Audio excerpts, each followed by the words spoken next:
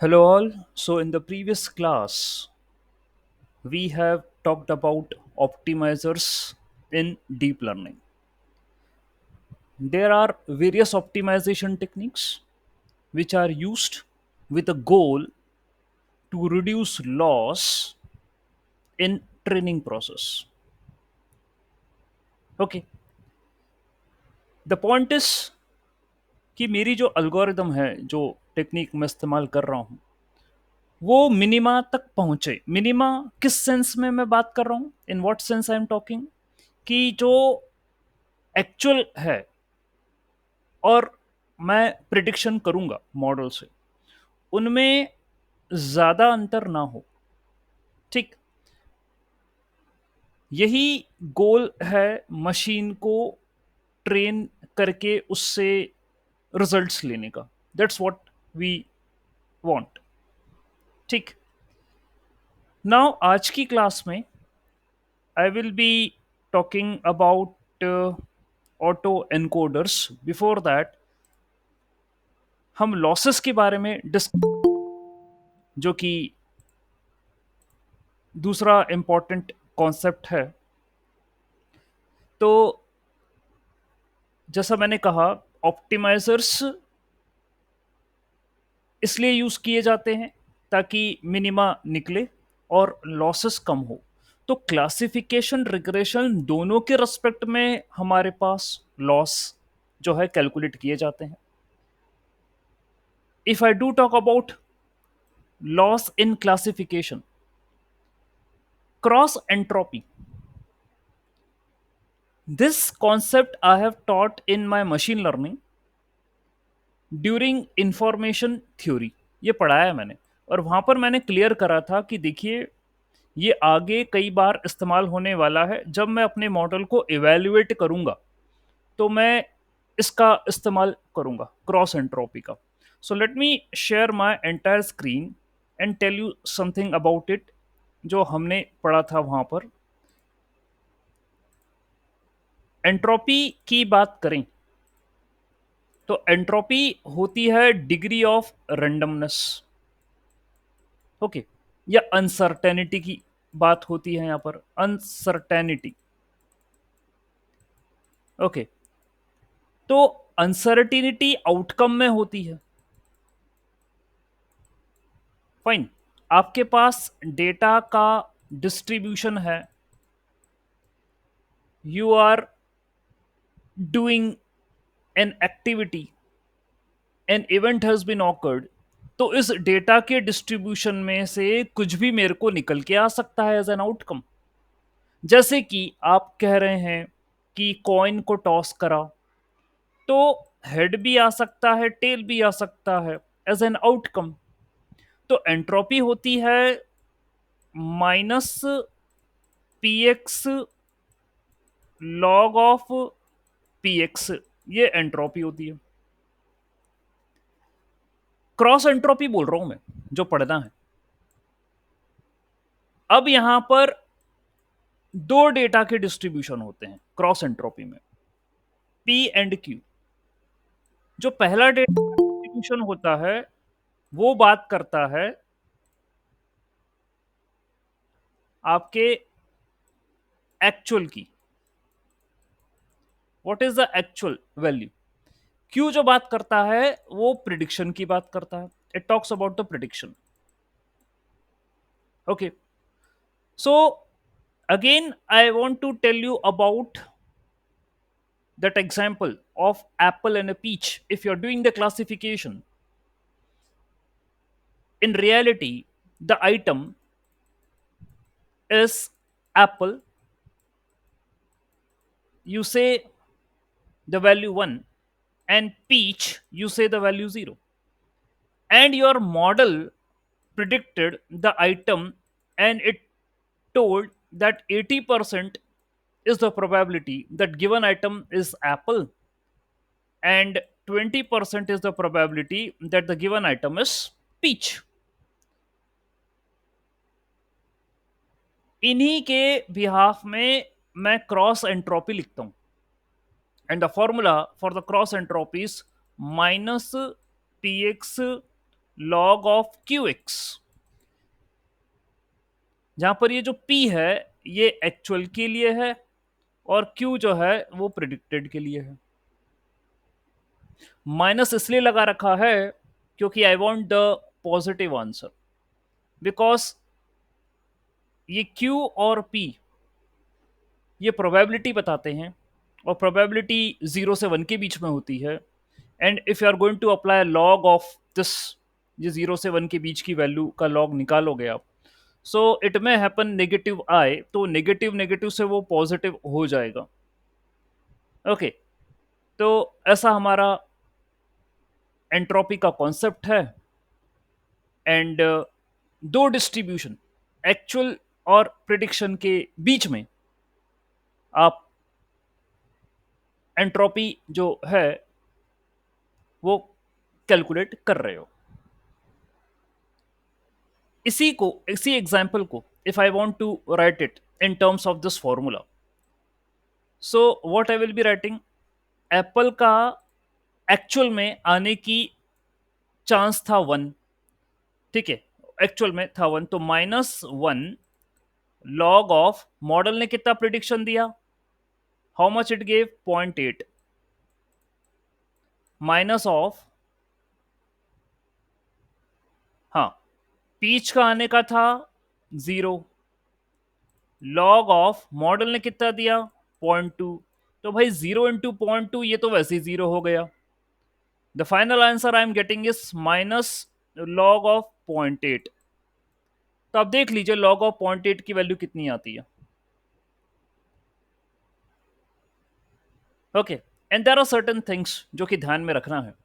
Sir ये log to the base E है या लॉग टू द बेस 10 है या लॉग टू द बेस 2 है, लेकर चलिए 2, log to the base 2.8, and you can check what is the value coming, then you can have the value multiplication with -1 and get finalize the answer. That is the number of bits required to represent this information. क्या information, ये information आपके सामने जो नजर आ रही है, this information को represent करने के लिए this much bits are required, जो भी आप आंसर निकालोगे। Okay so the concept I do teach in, I taught in during information theory class, और क्रॉस एंट्रोपी जो है वहां पर आया था, और मैंने कहा था ये कि इवैल्यूएशन करने के लिए मुझे यूज करना पड़ेगा आगे, बहुत ही इंपॉर्टेंट है। और जैसा कि आप देख रहे हैं, this is how we can find out the cross entropy between the two distributions. Okay yes Sohail, ask the question. Sir जैसे आपने बोला था कि एंट्रोपी जो है तो वो में एक डिग्री ऑफ अनसर्टेनिटी है, हाँ डिग्री ऑफ अनसर्टेन, randomness। हाँ हाँ हाँ, तो उसका मतलब आपने अभी एंड में बोला कि this is the number of bits हाँ आई नीड टू हाँ रिप्रेजेंट माय, तो उसका हाँ, इससे कैसे रिलेशन हुआ? ये इसका रिलेशन यही है सोहेल। क्या है कि शेनॉन ने थ्योरम दी थी, there was a person Shannon, काफ़ी फेमस है, और ये इंफॉर्मेशन थ्योरी का जो कॉन्सेप्ट है ना, स्पेशली कम्युनिकेशन या ट्रांसमिशन में होता है, इलेक्ट्रिकल सिग्नल्स है ना, वहाँ पर होता है इसका। अपन को यहाँ क्योंकि मशीन लर्निंग और डेटा साइंस में प्रोबेबिलिटी पढ़ने के बाद इंफॉर्मेशन थ्योरी पढ़ाया जाता है, क्योंकि ये डेटा है ना, ट्रांसफॉर्मेशन या ट्रांसमिशन किसका होगा, डेटा का होगा, ठीक है। तो करेक्ट। अब क्या मुझे उस डेटा को रिप्रेजेंट करने के लिए कितनी बिट्स लगेगी, ये जो है शेनॉन ने बोला था। और ये बोला कि आप यदि एक स्टेटमेंट देते हो कि टॉसिंग या फ्लिपिंग ऑफ अ कॉइन, ऐसा कहते हो, तो इसका क्वांटिफिकेशन यदि मैं करूं, क्वांटिफाई करूं उसको, कि आपने ये स्टेटमेंट बोली है, यदि मैं इसको न्यूमेरिकली ये कहूं कि इससे कितनी इंफॉर्मेशन मेरे को मिल रही है, तो क्या होगा। तो Shannon said minus log of P x, ये शेनॉन ने कहा था, ये शेनॉन का फॉर्मूला है, where p is the probability of getting head when you're tossing a coin या getting tail when you're tossing a coin. So it is written as minus log 2, और आप ये जानते हो कि हेड या टेल के आने की प्रोबेबिलिटी 50% होती है, तो 1/2 जो है वो यहाँ पर आया। ओके, एंड देन आप यदि इसको सॉल्व करेंगे तो आंसर 1 आएगा। यानी 1 बिट की रिक्वायरमेंट होगी मेरे को इस इंफॉर्मेशन को रिप्रेजेंट करने के लिए कि आपने कॉइन को टॉस करा और हेड आएगा। ठीक है, ये शनॉन ने बताया था। फिर इसी कॉन्सेप्ट को फॉलो अप करते हुए एंट्रोपी आई, जहां पर आपने थोड़ा सा इसमें इंप्रूवमेंट करा और वो पीएक्स को माइनस लॉग पीएक्स जो आपने लिखा था उसकी जगह माइनस पीएक्स लॉग पीएक्स कर दिया। ये एंट्रोपी है, यानी अनसर्टेनिटी, यानी रैंडमनेस इन द डेटा। और वो इसलिए आया, ठीक है, कि रैंडम वेरिएबल का कॉन्सेप्ट होता है प्रोबेबिलिटी के अंदर। और मतलब ये ऐसी टर्म्स हैं, जब आप मैथ्स पढ़ते हो, डेटा साइंस की, मशीन लर्निंग की, तो बातें लीनियर अलजेब्रा तक तो चलो ठीक है, मैट्रिक्स और वेक्टर पढ़ा तुमने। जैसे स्टैटिस्टिक्स के अंदर जाते हो और हाइपोथेसिस वगैरह बातें आती हैं, तो चीजें टर्न अप होना शुरू होती, थोड़ी कॉम्प्लेक्सिटी बढ़ती है। और फिर जब प्रोबेबिलिटी में आते हो तो रैंडम वेरिएबल नाम का कॉन्सेप्ट होता है। इसमें डिस्क्रीट और कंटिन्यूस दो टाइप के क्योंकि डेटा का डिस्ट्रीब्यूशन डिस्क्रीट हो सकता है या कंटिन्यूस हो सकता है, न्यूमेरिकल की बात करूं तो। ठीक है, तो उन्हीं के पर्सपेक्टिव में रैंडम वेरिएबल आता है कि मेरे पास एक डेटा का डिस्ट्रीब्यूशन है और एक फंक्शन है जो कि इस डिस्ट्रीब्यूशन पर डिफाइंड है। तो मुझे ये बताइए कि एक वेरिएबल इस फंक्शन के करस्पॉन्डिंग इस डिस्ट्रीब्यूशन में कौन सी वैल्यू अचीव करेगा। ये रैंडम वेरिएबल की डेफिनेशन होती है। ओके, तो भाई उसी को फिर आगे बढ़ाते हुए अपन इंफॉर्मेशन थ्योरी पढ़ते हैं कि पी और क्यू ये डिस्ट्रीब्यूशन है। ओके, तो अब ये बताइए कि यदि मेरे पास पी को मैं एक्चुअल मानता हूं, क्यू को मैं प्रिडिक्टेड मानता हूं मॉडल का, तो क्रॉस एंट्रोपी, अनसर्टेनिटी क्या होगी। ठीक है, यानी एक डिस्ट्रीब्यूशन के रेस्पेक्ट में दूसरे डिस्ट्रीब्यूशन को बताना या डिफाइन करना, ये क्रॉस एंट्रोपी होती है। ठीक है, या उसमें अनसर्टेनिटी बताना, ये क्रॉस एंट्रोपी होती है। तो मशीन लर्निंग मॉडल में इवेल्युएशन में लॉस को निकालते वक्त यही काम होता है, क्रॉस एंट्रोपी वाला। खास करके क्लासिफिकेशन पर फोकस करिएगा। इसलिए यहां पर अब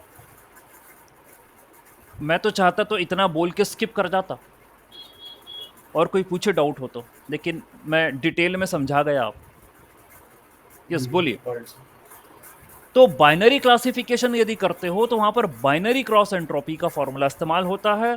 ठीक है, तो भाई बात यह है, यहां लॉग, जैसे अगेन पी और क्यू है आपके पास, दो डिस्ट्रीब्यूशन है।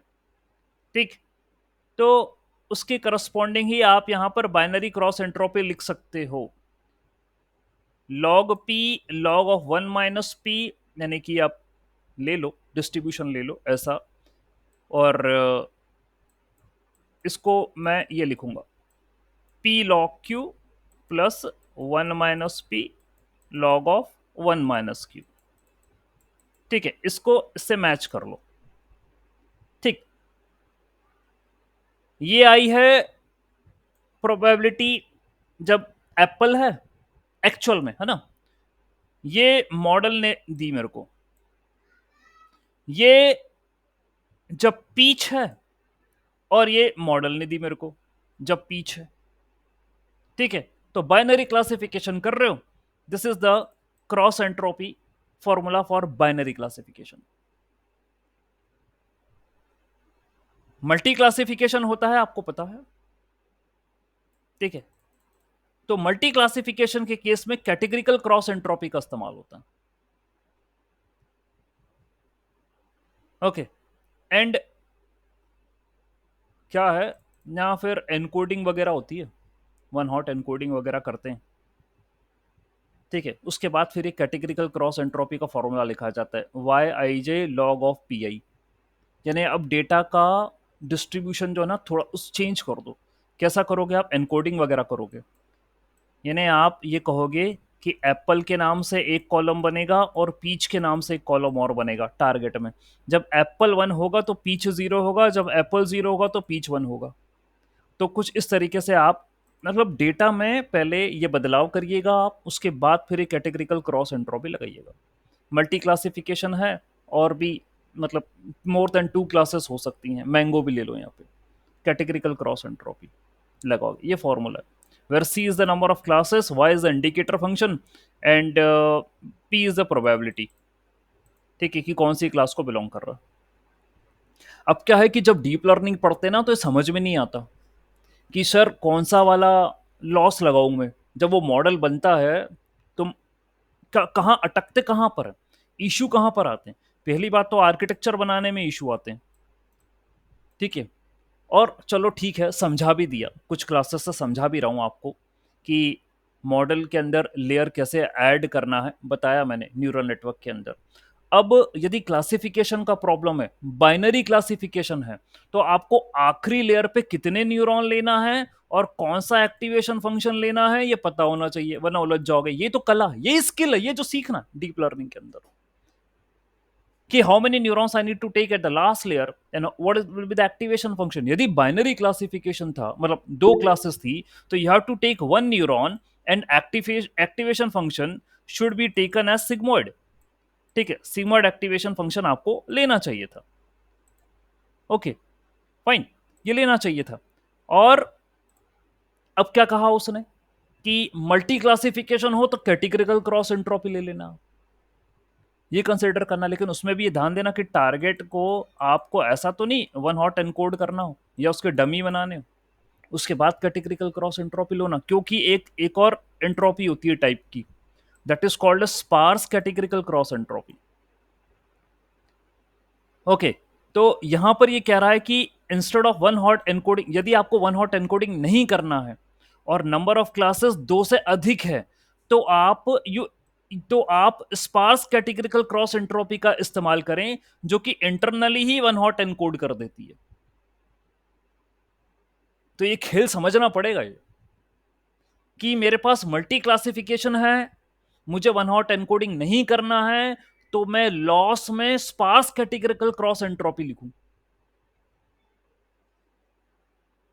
यदि मेरे पास मल्टी क्लास है, मुझे वन हॉट एनकोड करना है, तो मैं कैटेगरिकल क्रॉस एंट्रोपी लिखूं।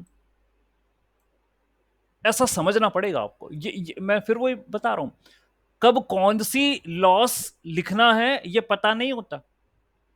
और यदि आपने गलत लॉस लिखे तो मान के चलो जब मॉडल रन होगा, ठीक है, वो सब गलत सलत स्कोर देगा आपको, ठीक है।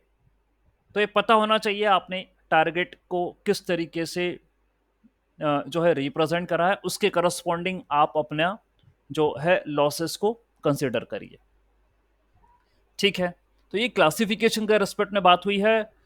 और यदि मैं रिग्रेशन के रेस्पेक्ट में बात करूं, मतलब अब जानते ही हैं जहां पर टारगेट कंटिन्यूस होता है वो रिग्रेशन का प्रॉब्लम है, तो वहां पर मीन स्क्वायर एरर तो आसान ही है, पता है सबको मीन स्क्वायर एरर क्या होता है, ठीक है। सो प्रिडिक्टेड माइनस एक्चुअल का स्क्वायर का मीन का समीशन, ठीक है। तो मीन स्क्वायर एरर ये होता है, ठीक है। एमएससी लिखना है आपको। मीन एब्सोल्यूट एरर भी निकाला जा सकता है। अब इसको भी मैंने अपनी क्लासेस में डिटेल्ड में बताया है कि एमएससी कब लेना है, एमएई कब लेना है, ठीक है। एरर कब ज्यादा आ रहा है तो एमएससी लेना है, नहीं लेना है, या एब्सोल्यूट से काम चला लोगे आप, ठीक है। इसके क्या फायदे और क्या नुकसान होते हैं, ठीक है, कौन सा कंसिडर करना चाहिए, so that we have to take. ये हबर लॉस को अभी आप छोड़ो, कोई मतलब नहीं है, ठीक है। एक R2 स्कोर होता है, ठीक है, दैट मीन्स वो बताता है कि कितने पॉइंट्स फिट कर गए, ठीक है, लाइन पे। वो R2 स्कोर होता है, रिग्रेशन के केस में हम बात करते हैं। ओके, तो अभी हम क्राइटेरिया जो यूज करते हैं वो एमएससी या एमएई करते हैं। इन जनरल मैंने देखा है डीप लर्निंग के आर्किटेक्चर में रिग्रेशन के केस में एमएससी ही लगाते हैं वो, मैंने भी लगा है, इसी को ही प्रेफर करते हैं, एमएससी लगाते हैं। तो मीन स्क्वायर एरर का इस्तेमाल होता है। मीन एब्सोल्यूट के केस के अंदर बस स्क्वायर ना लिखो, वाई पी माइनस वाई ए लिखो, ये एब्सोल्यूट बना दो, ठीक है, डिवाइडेड बाई एन कर दो, ठीक है, और समीशन ले लो, तो ये मीन एब्सोल्यूट एरर हो जाएगा, दैट्स इट। ओके, तो ये इवेल्यूएशन क्राइटेरिया है रिग्रेशन के केस में। तो लॉसेस में आपको ये लिखना है, losses is equal to M S E, यदि रिग्रेशन कर रहे हो तो। और क्लासिफिकेशन कर रहे हो, बाइनरी है तो लॉस में लिखना है बाइनरी कैटेगरिकल क्रॉस एंट्रोपी, पूरा लिखना है ना, मैं तो अभी शॉर्ट फॉर्म ऐसे ऐसे बता रहा हूँ ना। मल्टी क्लासिफिकेशन कर रहे हो, वन हॉट एनकोड कर दिया आपने अपने डेटा को, तो कैटेगरिकल क्रॉस एंट्रोपी। नहीं करा है तो स्पार्स कैटेगरिकल क्रॉस एंट्रोपी। ठीक है, इस तरीके से आपको चलना पड़ेगा। ठीक, फाइन। और भाई मैंने इसके कोड भी बना रखे हैं आपके लिए, ये रहा उसका कोड जो अभी तक पढ़ाया है ये लॉसेस को लेकर। ठीक है, सो टेंसर फ्लो में से, केरास में से सिर्फ स्पार्स कैटेगरिकल क्रॉस एंट्रोपी इसको निकाला, इसको इंपोर्ट करा। बाकी तो बाइनरी क्रॉस एंट्रोपी का भी फॉर्मूला मैंने बना लिया। ठीक है, और वो यही है वाई ट्रू में से जो मल्टीप्लाई करो लॉग ऑफ प्रिडिक्शन। ठीक है, वो मैच कर लेना पी और क्यू वाला डिस्ट्रीब्यूशन, अपने आप समझ में आ जाएगा क्या लिखा है यहाँ पर। पी और क्यू वाला डिस्ट्रीब्यूशन मैच कर लीजिए कि एप्पल था और पीच था, एप्पल के 0.8 और पीच के 0.2। बस यदि ये चीज समझ में आ गई तो फिर तो ये फॉर्मूला ही समझ में आ गया आपको। ठीक है, तो यहाँ लिखा है ट्रू यानी 1, एप्पल 1 था, और ये लॉग ऑफ जो मॉडल ने प्रिडिक्ट करा था यानी 0.8, ये 1 माइनस ट्रू यानी 1 माइनस 1 जीरो, पीच जीरो था, और ये मॉडल ने प्रिडिक्ट करा था पीच के लिए 0.2। तो यदि वो समझ में आ गया तो ये समझ में आ गया, ये बाइनरी क्रॉस एंट्रोपी का। फिर भाई ये है कैटेगरिकल क्रॉस एंट्रोपी का। ठीक है, तो यहां पर ये Y true into log of prediction, Y log Y, इसको लॉग लॉस भी कहते हैं। ठीक है, ये रहा आपका फॉर्मूला। अब वो बीच की चीजों से कोई मेरे को लेना देना नहीं है। ठीक है, I just want to tell you this is how we can implement the loss. फिर स्पार्स कैटेगरी क्रॉस एंट्रोपी तो वो खैर डायरेक्टली इंपोर्ट करिए, तो उसका यहां पर यूज किया है स्पार्स का।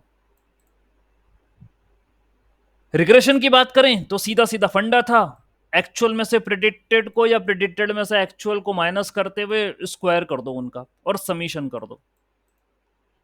ठीक है, एवरेज निकाल लो तो मीन स्क्वायर एरर हो गया। एब्सोल्यूट करना है तो इसका स्क्वायर मत करना बस, तो वो एब्सोल्यूट हो जाएगा। एबीएस बाहर लगा दीजिएगा, दैट्स इट। बाकी ह्यूबर लॉस के बारे में भी कुछ नहीं कहूंगा, इसका खुद का अपना फॉर्मूला है, वो स्क्वायर रूट डेल्टा वेल्टा कुछ निकालता है। यहाँ मैंने कुछ सैंपल डेटा वगैरह ले लिया क्लासिफिकेशन का और रिग्रेशन करने का, और इन लॉसेस को कॉल कर लिया इसके अंदर वैल्यू डाल के, और यहाँ वैल्यू भी प्रिंट करा दी कि ऐसे ऐसे लॉसेस आए। ये मैं कोड आपको दे दूंगा, देख लीजिएगा। ठीक है, चलिए आगे बढ़ते हैं। Now my next topic is auto encoder. ठीक है, अब यहां से डेटा जनरेट की करने की तरफ अपन बढ़ रहे हैं। ओके, ऑटो एनकोडर ये क्या होता है, what does it mean by auto encoder? Just Nikhil ask the question. Hello. हाँ, yes Nikhil please ask the question. Sir हमने एरर कैलकुलेट किया हाँ, और मतलब हमारा मॉडल सही है गलत है, कैसे मतलब कौन से पैरामीटर्स पे देखते हैं हम? देखिए हमारा मॉडल सही है या गलत है, एरर रिग्रेशन के केस में बताएगा, एमएससी यही बताएगा कि आपका मॉडल रिग्रेशन के केस में कैसा बिहेव कर रहा है, और क्लासिफिकेशन के केस में एक्यूरेसी बताएगी कि आपका मॉडल कैसा बिहेव कर रहा है। ठीक है, ऑलराइट। तो रिग्रेशन में एमएससी ही बताएगा how your model is behaving.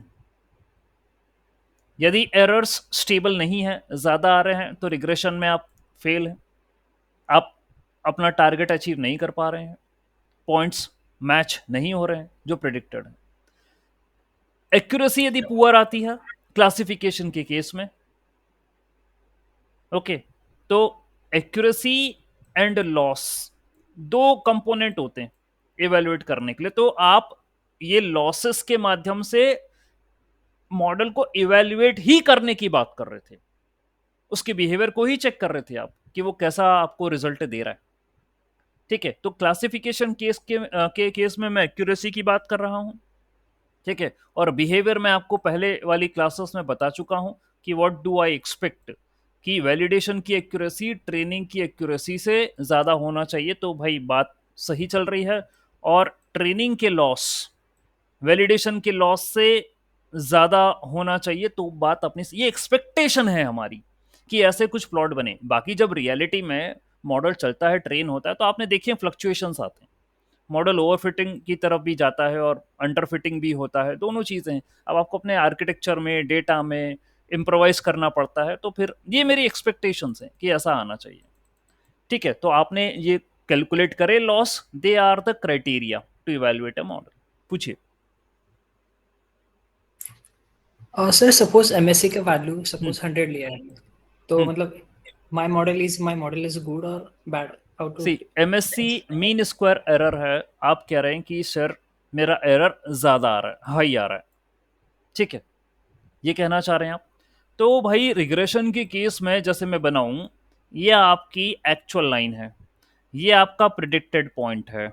यदि मैं एक्चुअल लाइन और प्रिडिक्टेड पॉइंट की दूरी निकालूं, डिस्टेंस निकालूं, जो कि यही था, प्रिडिक्टेड माइनस एक्चुअल, यही तो था। आपने इसका स्क्वायर करा, यानी दूरी यदि ज्यादा है तो स्क्वायर होने के बाद दूरी और बढ़ जाती है, सीधी सी बात है। आप देखिए, यदि डिस्टेंस 2 था तो मैं स्क्वायर एरर निकाल रहा हूं, तो दिस विल बिकम 4। ठीक है, दिस विल बिकम 4, यानी एरर ज्यादा। इसका मतलब यह है कि भाई मॉडल प्रॉपरली जो है वो पॉइंट्स को प्रिडिक्ट नहीं कर पा रहा है। I want to reduce the error, that is my goal. इस प्लॉट का बनाने का मेरा उद्देश्य क्या था, क्या है ये, कि ट्रेनिंग के एरर कम करने का, वैलिडेशन भी एरर कम करने का, ये तो गोल है मेरा, एरर कम करना है मुझे। तो कई जगह ऐसा होता है कि सर जब स्क्वायर एरर की वैल्यू बहुत ज्यादा आती है, तो हम आरएमएससी का इस्तेमाल करते हैं, रूट मीन स्क्वायर, यानी सर इसका रूट ले लो आप। या हम फिर कहते हैं ये भी यदि नहीं है तो एम ए ले लो, सर एब्सोल्यूट एरर ले लो, क्योंकि सर डिस्टेंस बहुत ज्यादा था, तो let's go with the absolute thing.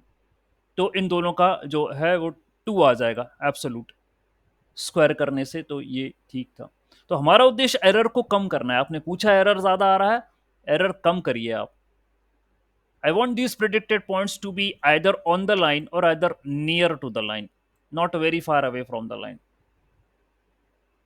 Just Nikhil, और कुछ कहना चाह रहे हैं आप? नहीं सर, बस। ठीक है, यस ये सर, थैंक यू। ठीक है, तो ये बात है। All right, now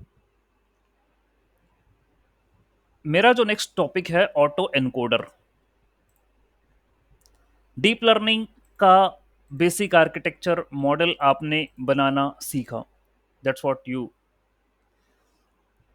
have seen, कि सर डेंस लेयर्स जो हैं हम ऐड करते हैं, बीच में ड्रॉप आउट और बैच नॉर्मलाइजेशन भी अपना गेम या रोल प्ले करते हैं, just to prevent overfitting. Okay, तो ड्रॉप आउट और बैच नॉर्मलाइजेशन भी आपने प्रीवियस क्लासेस में अच्छी तरीके से समझा मैथमेटिकली क्या होता है। फाइन, अब ऑटो इनकोडर का मैं अभी कॉन्सेप्ट ओपन अप करने से पहले कुछ बातें कहना चाहूंगा। ये ऑटो इनकोडर का डायग्राम है। अभी सिर्फ देख लिया, नीला पीला कुछ दिख रहा है, छोड़ो, कोई बात नहीं, let it be. Auto encoder unsupervised learning है, तो ऐसा न्यूरल नेटवर्क बनाया जाए जो कि अनसुपरवाइज्ड को फॉलो करे। अभी मेरा मशीन लर्निंग में अनसुपरवाइज ही चल रहा है, यानी टारगेट वारगेट ना हो, ना तो रिग्रेशन का और ना क्लासिफिकेशन का। ऐसा न्यूरल नेटवर्क बनाओ सर जिसमें अनसुपरविजन हो, और वो क्या काम करे, एनॉमली डिटेक्शन करे, इमेज कंप्रेशन करे, फीचर फीचर एक्सट्रैक्शन करे, ये सारे काम वो करे। ठीक है, जैसे कि कुछ एग्जांपल्स को मैं फोकस करूंगा। ये इस टाइप की बातें मैं प्रीवियस लेक्चर में भी कहा था कि मशीन लर्निंग, डीप लर्निंग का मेन उद्देश्य ये है कि पैटर्न पकड़ना, पैटर्न रिकॉग्नाइज करना।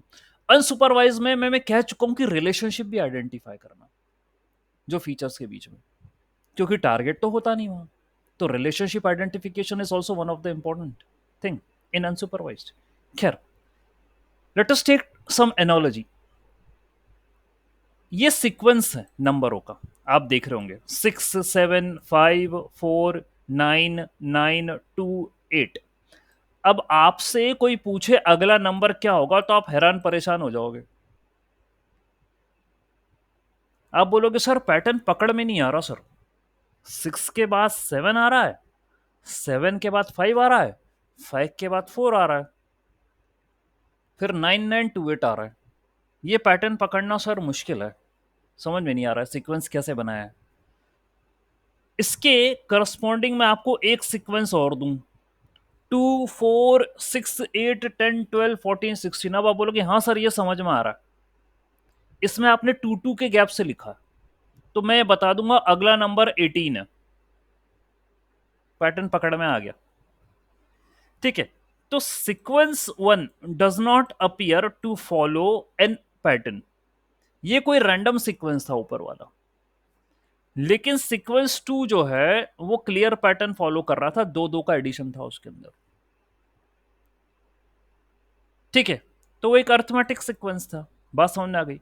सो सीक्वेंस 2 इजियर है याद करने में, because there is a latent pattern. Latent pattern भैया ये शब्द जनरेटिव एआई में, ऑटो इनकोडर में, वेरिएशनल ऑटो इनकोडर में, जैन में, जनरेटिव एडवर्सल नेटवर्क में खूब इस्तेमाल होता, और वहां पल्ले नहीं पड़ता. लेटेंट वहां वहां लिखा होता है लेटेंट डायमेंशन, ये चीज लिखी होती है, लेटेंट डायमेंशन. ओके, खैर कोई बात नहीं. सीक्वेंस 2 जो है एक पैटर्न बना रहा है जिसको मैं कहूंगा लेटेंट पैटर्न. ठीक है. तो when a pattern is present within a sequence, it becomes easier for us to identify. longer sequences भी होंगे, सब पकड़ लोगे आप क्या होगा. ठीक है. तो भाई मेरे को पैटर्न आइडेंटिफाई करना, ये मेरा पहला कंसर्न है डेटा में. दूसरी बात, लेट अस सपोज कि आपको नेचर पसंद है, आप कैप्चर करना चाहते हैं beauty of the nature, you like it, you want to take the photographs and everything. ठीक है, ये आपको पसंद है, जैसे वाटरफॉल हो गया या जो भी है. You can set up the camera, you can record it, you can film it, you can take the pictures of them. ठीक है, वाटरफॉल मूवमेंट कैसा कर रहा है, ट्रीज कैसी हैं आसपास, कैसा माहौल है, पेड़ हो गए, पत्थर हो गए, जो भी है आपको पसंद है. The changing light and the shadows over time, मतलब क्या क्या सीनरी क्या है. ठीक है, that's what you like. All this information is 3D. यार हम खुद ही 3D हैं, हमारे आसपास सब 3D है, सबकी हाइट विड्थ और डेप्थ है. आप 3D में जी रहे हो. ठीक. तो भाई क्या हुआ, जब हम वीडियो प्ले करेंगे तो वो तो 2D में नजर आ रहा है, आप मोबाइल पे देख रहे हो. अब ये बात अलग है सर, अब तो टेक्निक हो गई, वो तो 3D वीडी भी दिखाता है. चलो चलो कोई बात नहीं. when you are watching a 2 dimensional reproduction of 3 dimensional scene, the video dimensions are reduced, कम कर दिया उसने. मतलब वो 3D की चीज 2D में दिखा रहा है. अरे हम अपना खुद का फोटो लें मोबाइल से, हम तो 3D हैं, और मोबाइल पे फोटो आता है 2D. आता है कि नहीं आता. तो वैसे वीडियो भी 2D आते हैं और दुनिया है 3D. ओके. तो डायमेंशन एक मेरे डिवाइस ने अपने आप निपटा दिया, it dropped the dimension. Okay, we are still watching the entire video, still we are having a useful information present in it. That's what we are watching.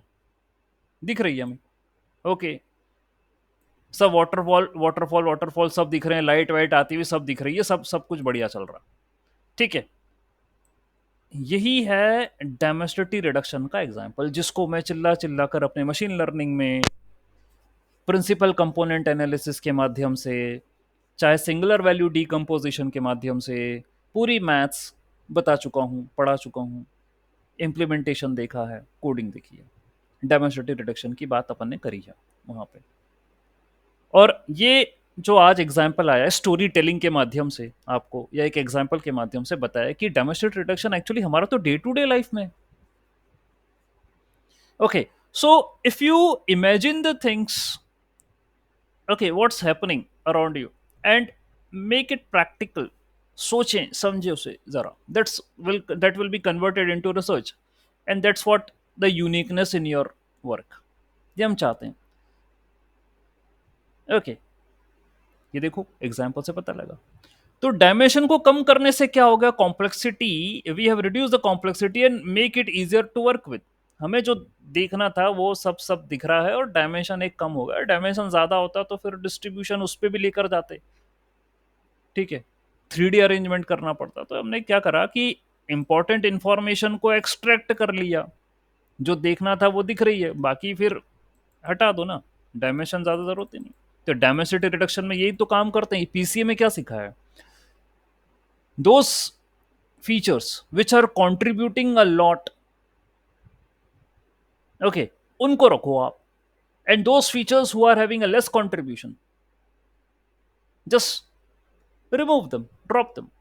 PCA में यही करा था अपन, और बाकी डायमेंसिटी रिडक्शन में भी यही करते हैं, ये समझा रहा है। ये आपका पॉइंट नंबर 2 था।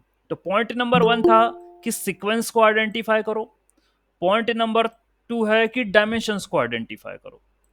Okay, these are the things, okay, जो हमें करना है या करते हैं। फाइन, ऑलराइट, देन आगे बढ़ते हैं। Third analogy, we all prefer lecture summaries और the notes. Okay, instead of remembering every detail, key concepts हम उसमें से ब्रेक करते हैं, ठीक है, एंड देन उसकी समरी बनाते हैं कंसेस फॉर्म में, और उसको पढ़ते समझते। So we can reduce the complexity of an information, we make it as easier. Okay, notes बना लेना, अननेसेसरी डिटेल्स को रिमूव कर देना, ठीक है, which is analogous to demonstrated reduction technique, and analogous to these techniques we widely use the data science and machine learning to extract meaningful information from a large data set, ठीक है, meaningful information extract कर लेना data में से, huge amount of data में से। ये third analogy. तो पैटर्न रिकॉग्नाइजेशन करना, डायमेंशन रिड्यूस करना, रिलेवेंट इंफॉर्मेशन एक्सट्रैक्ट करना, that is what the goal is. तो ये सब बातें क्यों कही जा रही है, क्या कारण है इन सब बातों का? कारण ये है कि आपके पास होगा हाई डायमेंशनल डेटा, एचडी, और आपको इसे कन्वर्ट करना पड़ेगा लो डायमेंशन में, और लो डायमेंशन में ऐसा कन्वर्ट करना कि जो इंपॉर्टेंट एंड मीनिंगफुल इंफॉर्मेशन है वो सब आकर आपको लोअर डायमेंशन स्पेस में मिल जाएं, ऐसा करना आपका। Okay, so what we have to do, we have to convert high dimensional data into low dimensional data, but it is important that it should possess the meaningful information। okay, इसी process को encoding कहते हैं। Alright, ये अब आगे आपको कहा जाएगा, बताया जाएगा, क्लियर करा जाएगा। सो जितने भी एग्जाम्पल आपने देखे अभी, हमारा एम यही था जो मैं कुछ देर पहले भूल गया, अमाउंट ऑफ इंफॉर्मेशन को कम करो, ठीक है, जो चाहिए बस वही रखो, डायमेंशन कम करो। वो principal component analysis is one of the technique जिसके बारे में पहले कह चुका हूं मैं। ऑटो एनकोडर यही प्रोसेस को फॉलो करता है, ठीक है। तो ऑटो एनकोडर में क्या होता है, what are auto encoders? These are unsupervised machine learning techniques which are capable of finding hidden patterns in the data. तो पहले पैटर्न आइडेंटिफाई करो कि क्या है, ठीक है, in raw data using artificial neural network, and then later on it reduce the dimensionality of the data to find the hidden representation, ठीक है, हिडन रिप्रेजेंटेशन मुझे आइडेंटिफाई करना है। This is also called S latent और hidden features, ठीक है, इन्हें latent या हिडन फीचर्स जो है वो कहते हैं अपन, ठीक है। All right, I want every one two stay, भागना नहीं यहाँ से किसी को भी, सुनना है। ऑलराइट, तो ऐसा हम कहते हैं। ठीक, ये 3 बातें ध्यान रखना। ऑटो एनकोडर न्यूरल नेटवर्क है जो ये काम करेगा। डेफिनेशन फिर से बार वापस से कह दी इन्होंने, it is a neural network. ठीक है, ऑटो एनकोडर जिसमें 2 कंपोनेंट होते हैं, एक होता है एनकोडर, एक होता है decoder.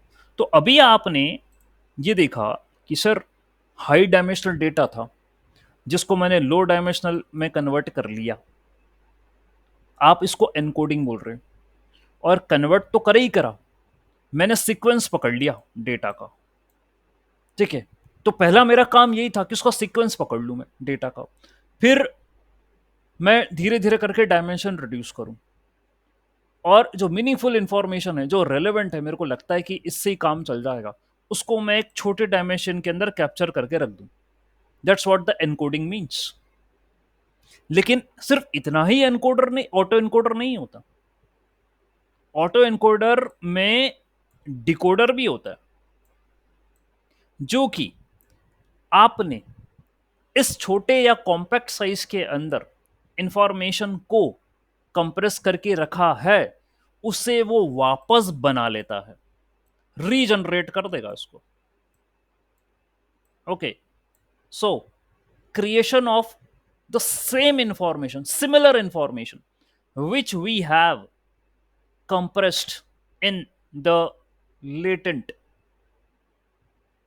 in the latent space, okay, is called as decoder या decoding। ठीक है, ये होता है।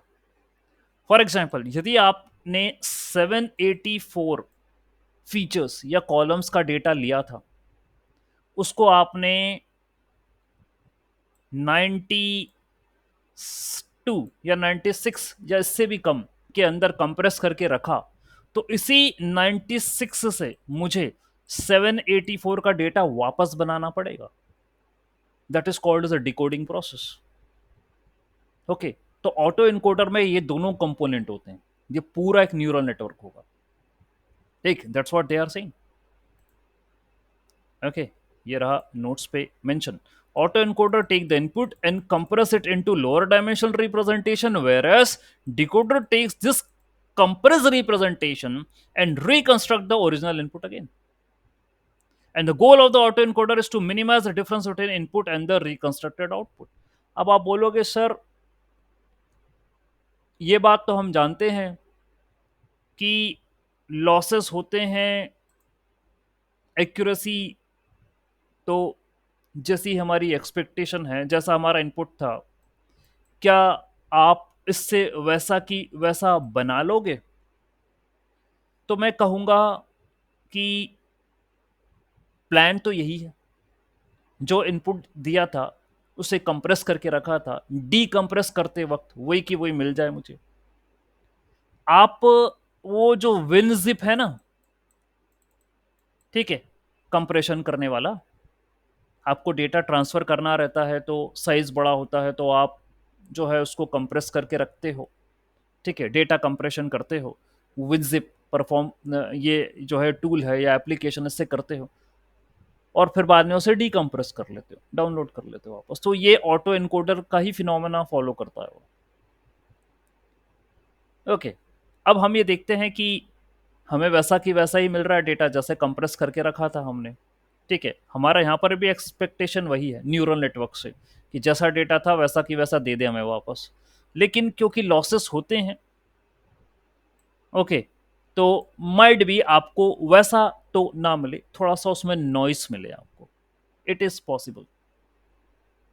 तो कोई इशू नहीं, ठीक है, देखेंगे, बनाएंगे अपना ऑटो एनकोडर का न्यूरल नेटवर्क, डेटा लेंगे और चेक करेंगे कि रिजेंबलेंस हो रहा है, नहीं हो रहा है, या कोई एरर आ रहा है, क्या है।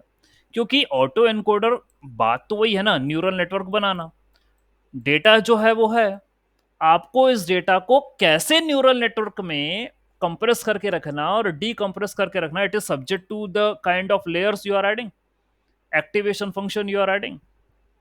Okay, so whatever with the steps you are following, ये उसके ऊपर डिपेंड करता है बात। तो ठीक है, दिखेंगे वो आगे, कोड कराऊंगा मैं आज। तो ये मेरा डायग्राम है। अब जो आप देख रहे थे ना ऊपर, मैं फिर आ गया वापस से, कि आपके पास let us suppose 3 dimensional data है, आपने उसको एनकोडर में 2D में कंप्रेस करके रख लिया। ये 2 न्यूरॉन का मतलब यही है, वो 2D में कंप्रेस करके रख लिया आपने, ठीक है, और इससे वापस से 3D बना लिया, 2D से 3D वापस बन गया। न्यूरल नेटवर्क की वर्किंग प्रीवियस लेक्चर में आपको पता है कि every input is given to every other neuron, देना पड़ता है, देते ही है, देखो दिख रहा है ना, ये इसको दे रखा है, यहां भी दे रखा है, ठीक है, ऑलराइट। तो ये मेरा ऑटो एनकोडर है, इतना मेरा एनकोडर है, और बाकी वाला मेरा डिकोडर है, ठीक। ये बीच वाला जो है, जहां पर मैं डेटा को कंप्रेस करके रखूंगा, उसको लेटेंट रिप्रेजेंटेशन कहता हूं, ठीक है, where it know what is the sequence of the data. एक बार सीक्वेंस देखो, अब आप बोलोगे क्या सर ये कोई जादू कर रहा है क्या? भाई खेल कहां हुआ? खेल ये हुआ कि उसने सीक्वेंस को पकड़ लिया, और आपको भी यदि सीक्वेंस पकड़ में आ गया तो क्या आप वापस से डेटा जनरेट नहीं कर पाओगे क्या? ये कोई मैजिक थोड़ी ना हुआ। मेरे पास कोई डेटा था, उसमें सीक्वेंस था, मैंने पकड़ लिया कि 2 के गैप से ये नंबर बना रहा है, तो वही तो मेरे को चाहिए था, वो समझ मैंने बना ली। अब मुझसे बोला जाएगा कि ओरिजिनल डेटा वापस बनाओ, तो मेरे को पता है कि भैया 2 के गैप से नंबर आ रहे थे, मैं बना दूंगा, ठीक है। So it's not a miracle happening, there is a logic and a proper maths behind it, तो चल रही, यही समझना है, ठीक है। तो while reconstruction encoder layer is force to learn the important latent represent, वही मैं कह रहा हूं, एनकोडर को यही तो समझाना है कि सीक्वेंस क्या है और डायमेंशन को कम करना है। That's what you have to make an encoder to learn. अब आप चाहे जनरेटिव एआई का कोई भी, ये यहीं से बातें शुरू हो रही हैं। अब आप समझें कि कोई भी कंटेंट जनरेट कैसे हो जाता है मॉडल से, वो ऐसे ही हो जाता है। उसको उस मॉडल को पैटर्न समझा लेना और डायमेंशन कम करवा लेना, ये तो गेम है। एक बार वो पैटर्न समझ गया तो वो सब बना लेगा, वो तुम्हारा टेक्स्ट जनरेट कर लेगा चैट जीपीटी जैसे, वो तुम्हारा इमेज जनरेट कर लेगा, वीडियो जनरेट कर लेगा, वो पैटर्न समझता है ना, तो कर लेगा। तो ये बेसिक आइडिया है, इंट्रोडक्शन है ऑटो एनकोडर का। और क्या क्या कहा गया उन्होंने, ये बोल रहे हैं कि इनपुट है, कंप्रेस करके रखोगे, ठीक है। और जैसे हम कहें, as humans when we were asked to draw tree with the least number of touches to the paper, we draw a line for a tree and couple of branches. यदि आपसे बोला कि यार पेपर, तुम ट्री बना के बताओ कैसे बनेगी, और पेपर पे ज्यादा हाथ नहीं लगाने का, फटाफट बना के बता दो ट्री कैसे बनती है, तो आपको पता है सर ट्री में ये होता है, ये सर ले लो ब्रांचेस, ये बन गई ट्री। मैं तो ऐसे ही बनाता यदि मुझे बोला जाता तो, draw a line and couple of branches बना दो, ये बन गई ट्री, ठीक है। That's what being done with the auto encoder, auto encoder भी यही करता, ठीक है। ये देखो, average auto encoder looks like this, ये देखो ऐसे दिखता है एवरेज ऑटो एनकोडर, बनाते हैं बताते हैं तो ऐसे दिखता है। अब ये ट्री वाला बता दूं मैं आपको, ठीक है, उसने यही करा, ये ट्री थी, फिर उसमें फिर ये जो भी है, ठीक है, उसको इस तरीके से वो बना के बैठ गया यार, ये ठीक है, ये उसके जो है ऊपर ये लीव्स हैं ऐसा, और ये ऐसे, ठीक है, ट्री बन गई, ठीक। तो ऑटो एनकोडर ऐसे दिखता है। अभी आपने ऊपर देख भी लिया था उसका डायग्राम, ये जो है अलग से आपको डायग्राम बना के बताया गया है, ये देख लीजिए, ये मेरे इनपुट हैं, ये मेरा लेटेंट रिप्रेजेंटेशन है, और ये मेरा आउटपुट है। पूरी इंफॉर्मेशन मैं यहाँ सेव करके रखूंगा लेटेंट, ठीक है। सो इट्स गिवन एज, यहाँ तक इनपुट से लेकर यहाँ तक लेटेंट तक ये एनकोडर होता है, और यहाँ से ही आपका डिकोडर शुरू होता है, ओके फाइन। तो दोनों का कॉम्बिनेशन ऑटो एनकोडर होता है, ठीक है। तो ये रिकंस्ट्रक्शन वाली बात है रिकंस्ट्रक्शन, इमेज रिकंस्ट्रक्शन, ठीक है, ये जनरेट करना, रिकंस्ट्रक्ट करना वापस से। तो लेट अस सपोज आपके पास कोई डेटा है, इमेज का ही लिया है आपने, उसमें 784 जो है फीचर्स हैं, इनपुट हैं 784, ठीक है। यानी कि हुआ तो ये होगा कि इमेज का रेजोल्यूशन होगा 28 का, 28 हाइट और 28 विड्थ, ये रेजोल्यूशन होगा। तो 28 इंटू 28 मल्टीप्लाई करके तुम 784 बना रहे हो, क्योंकि क्या होता है कि मुझे 1D में देना पड़ता है डेटा फ्लैट करके। ऑल राइट, तो फ्लैटन नाम की एक लेयर होती है, मुझे डेटा को 1D में कन्वर्ट करना रहता है। तो इमेज तो मेरी 2D है, ठीक है, तो 2D में नहीं दूंगा मैं, 2D न्यूरल नेटवर्क को नहीं दूंगा, ध्यान देना। न्यूरल नेटवर्क ऐसी ऐसी डिमांड करता है इनपुट की, ये ऐसी। क्या होता है कि बेसिक्स बड़ी इंपॉर्टेंट चीज होती है, कॉन्सेप्ट ना ना, बेसिक्स मैथ्स कॉन्सेप्ट, मैं इन्हीं पर ही बात और इन्हीं को समझाने की कोशिश करता हूँ। हमें कोई भी क्लास कैसे भी हो, इसी पर ही फोकस करना है। कोई आपसे बोले न्यूरल नेटवर्क में 2D इनपुट दे रहे हो, आप बोले भाई कैसे दे रहा है यार तू 2D इनपुट? इनपुट तो ये है, ये x1 x2 x3 x4 x5 ऐसे देते हैं इनपुट, ये 1D में देगा, फ्लैटन फ्लैटन करेंगे, इनपुट है, हर एक फीचर को कंसिडर करेंगे, ठीक है। तो दिया, तो भाई यहाँ पर वो मान के चला था कि 28 की विड्थ एंड हाइट है इमेज की, तो 784 फीचर बन रहे हैं उससे, ठीक है, देंगे। और आप आगे देखो कुछ इस तरीके से क्या कर रहा है, वो बना रहा है ऑटो एनकोडर। यानी लेट अस सपोज 4 एक इमेज थी, 4 की इमेज थी, let us suppose hand written ही है, एक हैंड रिटन इमेज है 4 की, ये 28 की हाइट है, 28 की विड्थ है, इसको मारो फ्लैट, यानी 784 का बनाओ इसको, ठीक है। तो इनपुट लेयर बनेगी 784 की, ठीक है। और फिर इसको उठा के दो न्यूरल, ये मेरा क्या है, इनपुट लेयर है, 784 न्यूरॉन्स हैं, मतलब 784 ले लो, न्यूरॉन्स तो क्या कहूंगा, इनपुट लेयर है, 784 जो है यहाँ पर इनपुट जाएगा। फिर ये आगे न्यूरल नेटवर्क को दिया जाएगा, न्यूरॉन्स को दिया जाएगा, ठीक है, for the training purpose.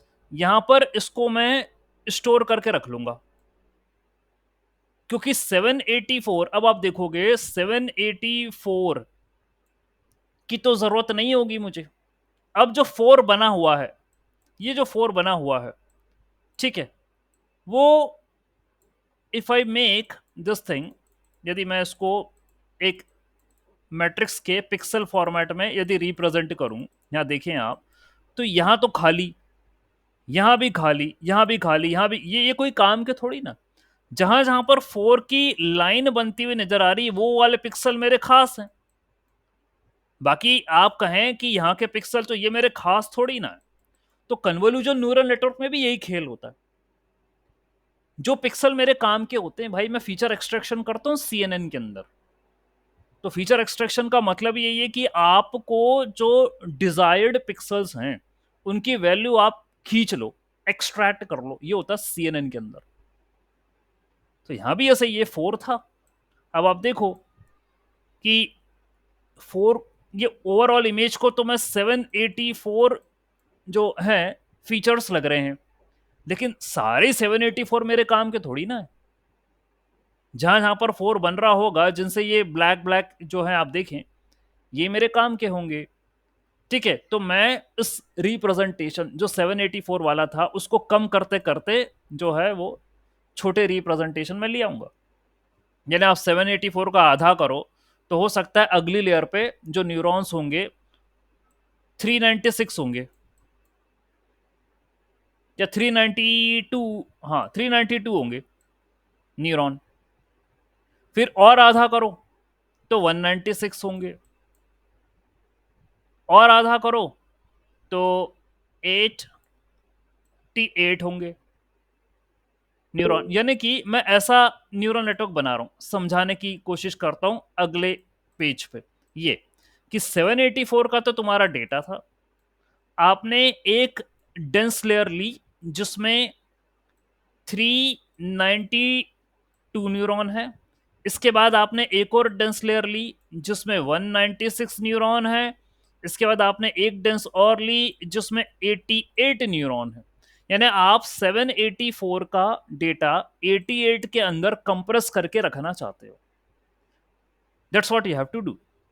Yes, पूछिए क्वेश्चन किसी को हो तो। Do we get the knowledge into code, what is the radius? Yes sir, that's what we are.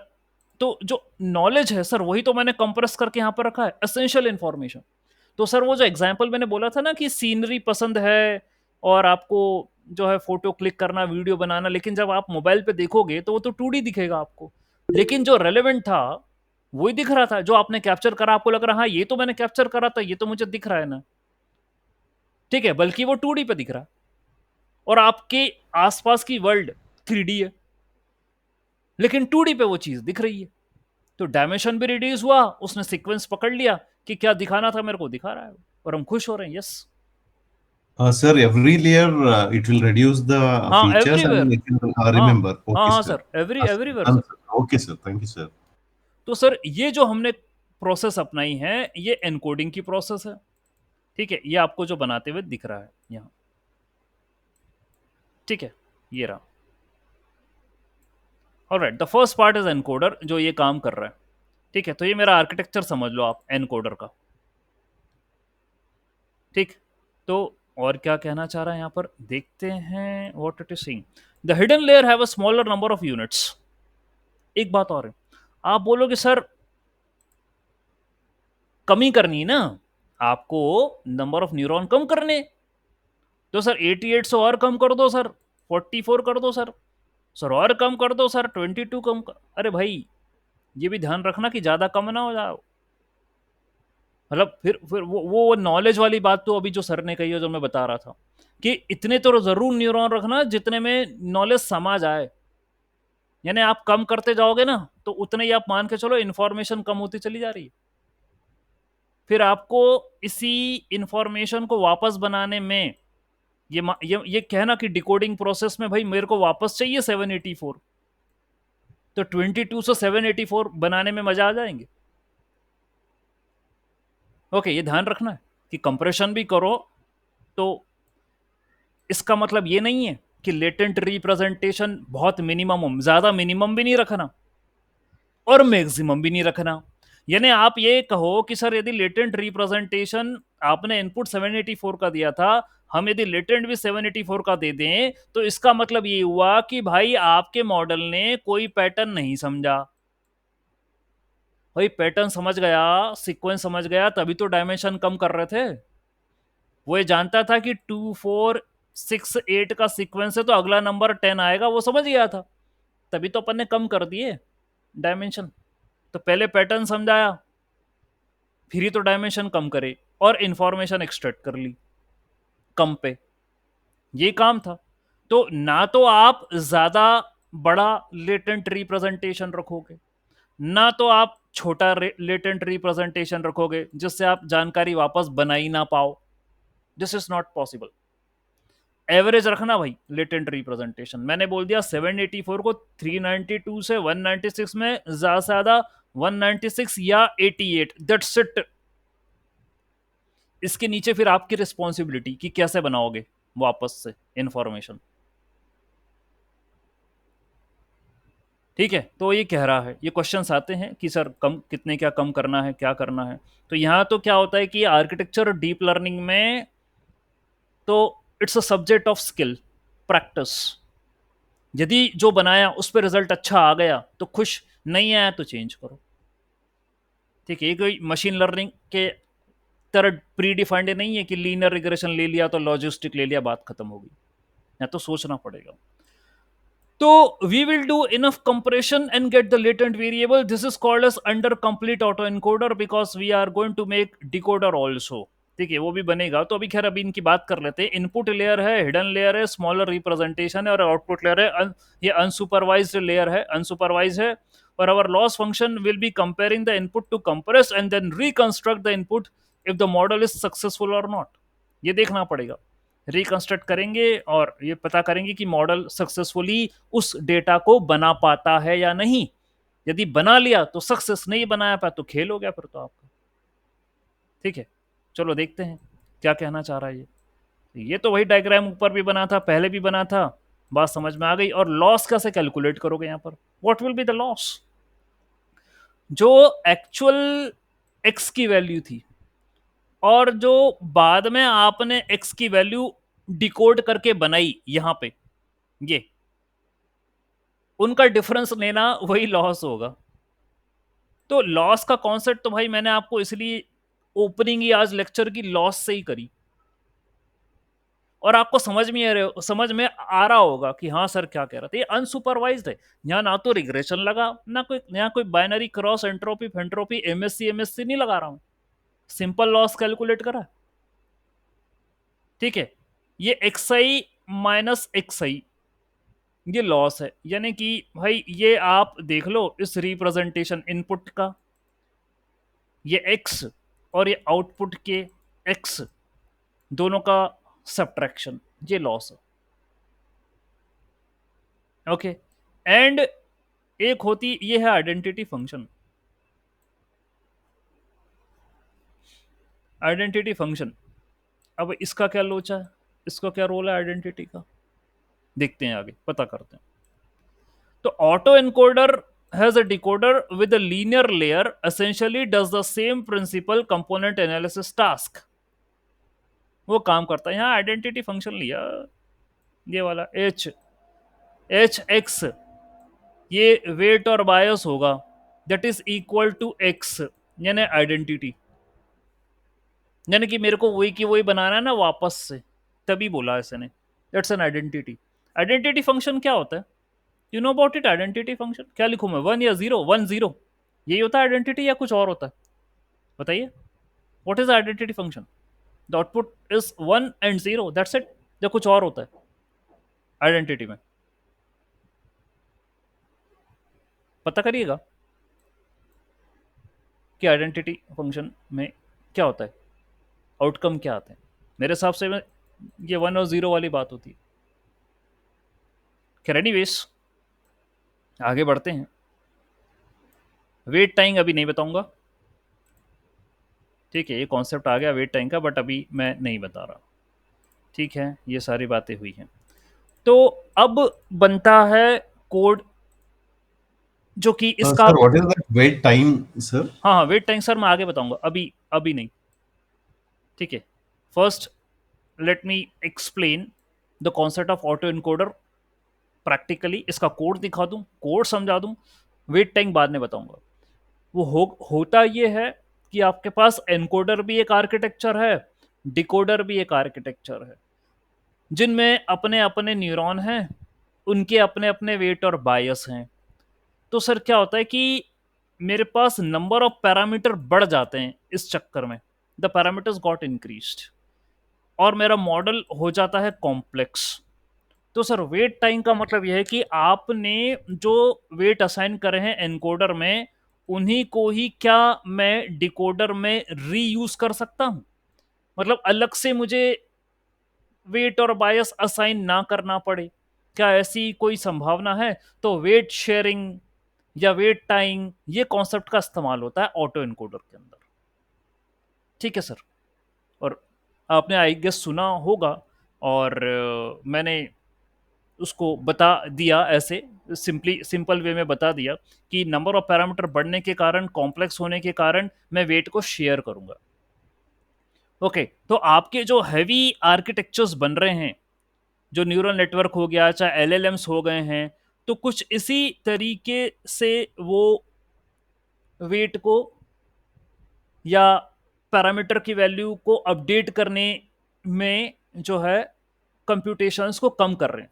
जैसे कि we were having a workshop on Gemma model, LLM Gemma जो हमने किया था वर्कशॉप, उसमें मैंने आर्किटेक्चर बताया था जेमा का। उसमें LORA एक टेक्निक का इस्तेमाल हो रहा था। ओके, ये जो टेक्निक थी क्या करती थी, आपका जो अपडेटेड वेट है W dash equal to W plus delta W, ये अपडेटेड वेट है, वेट अपडेट होते हैं। ठीक है, क्यों? क्योंकि जब आपकी ट्रेनिंग होती है, रिजल्ट आते हैं, तो मुझे फिर लॉसेस के करस्पॉन्डिंग वेट को एडजस्ट करना पड़ता है। तो ये है LORA, that means low rank adaptation technique, काफी चल रही है ये। सोहेल सुना है ना इसका नाम, लो रैंक एडेप्टेशन टेक्निक? सोहेल है ना, है कि नहीं है? कहाँ गए? देवेश सुना है नाम आपने? Yes sir, I remember. ठीक है, करिए रिमेंबर। तो भाई बात यह है, लो रैंक एडेप्टेशन टेक्निक, यहां आप ये जो वेट अपडेट होता है ना, ठीक, इसका W तो सेम रखते हो, डेल्टा W को चेंज करते हो, जो कि लो रैंक की मैट्रिक्स होती है, लो रैंक की मैट्रिक्स होती है।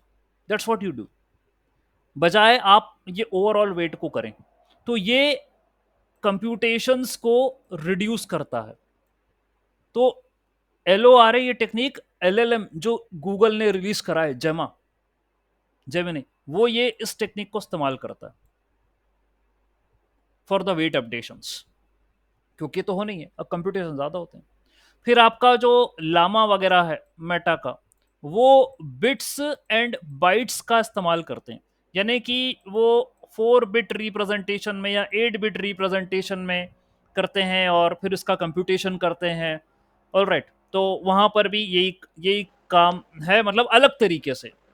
ठीक है, मॉडल्स सर अपने अपने आर्किटेक्चर और उनका जो कंप्यूटेशन है, यही, क्योंकि जो गूगल का जेमा है उसको कहा गया है कि ये लाइट वेट मॉडल है, लाइट वेट मॉडल है।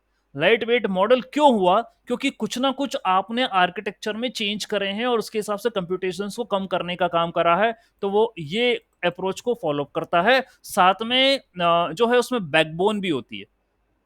ठीक है, और आर्किटेक्चर में और भी बातें हैं, ये बड़ा आर्किटेक्चर है। ठीक है, एंड फिर इसके एनकोडिंग एम्बेडिंग के अंदर भी उसने चेंज करा है। जो गूगल का जेमा है वो एब्सोल्यूट ना करते हुए रिलेटिव एनकोडिंग करता है या रिलेटिव एम्बेडिंग करता है गूगल का जेमा। और आपके जो जीपीटी के वर्जन हैं, ये चैट जीपीटी वगैरह, ये एब्सोल्यूट जो है वो एम्बेडिंग करते हैं। ठीक है, तो चेंज करा है उसने आर्किटेक्चर में और काफी बातों में जो है वो गूगल जमा के अंदर देखने को मिलती है। यस, पूछिए, क्या कह रहे थे आप? पढ़ाया मैंने LLM में, फाइन ट्यून करा था जेमा का, वहां पर ही सर बातें हुई थी। यस, पूछिए। सर वो आपने जो ये बताया ना अभी, हाँ हाँ वो क्वांटाइजेशन के बारे में हाँ, कुछ जिक्र किया क्वांटाइजेशन, ये आपने। 4 बिट क्वांटाइजेशन, 8 बिट हाँ क्वांटाइजेशन। ठीक है। सर, वो मैं जब रीड कर रहा था उसके बारे में तो मुझे एक वर्ड नहीं समझा उसका, वो फुल प्रिसीजन और हाफ प्रिसीजन क्या होता है, कुछ बताएंगे सर? हाँ, ये तो फिर मैं आगे पढ़ाऊंगा आपको जब LLMs कराऊंगा, फुल प्रिसीजन। अभी मैंने सिर्फ एक इंट्रोडक्शन दिया देवेश। ओके ठीक है, ओके सर। ये बस एक इंट्रोडक्शन इसलिए दिया मैंने क्योंकि वेट टाइम का क्वेश्चन आया। वो वेट टाइम तो मुझे खैर पढ़ानी है यहाँ पर, उसको भी मैं इतना ज़्यादा तो नहीं, एक लिमिट तक उसको बता दूंगा वेट टाइम को। ठीक है, वो क्वेश्चन आया था इसलिए बताया था मैंने। Okay sir. ठीक है, तो ये बात है जो यूज़ हो रहे हैं LLMs के अंदर, आर्किटेक्चर एंड द थिंग्स। ठीक है, तो आपने ये सही बोला कि सर क्वांटाइजेशन हो रहा है, आपने 4 बिट बोला, 8 बिट बोला, क्वांटाइजेशन प्रोसेस यहाँ पर फॉलोअप हो रही है। और प्रिसीशन जो है, प्रिसीशन तो आप ये समझे, प्रिसीशन क्या होता है? आपने अपने क्लासिफिकेशन मॉडल के अंदर एक इवेल्यूशन पढ़ा है, प्रिसीशन, रिकॉल, F1 स्कोर, ये सारी चीज़ें पढ़ी हैं। Try to correlate this thing with that, आपको अपने आप समझ में आएगा कि क्या बोल रहा है वो।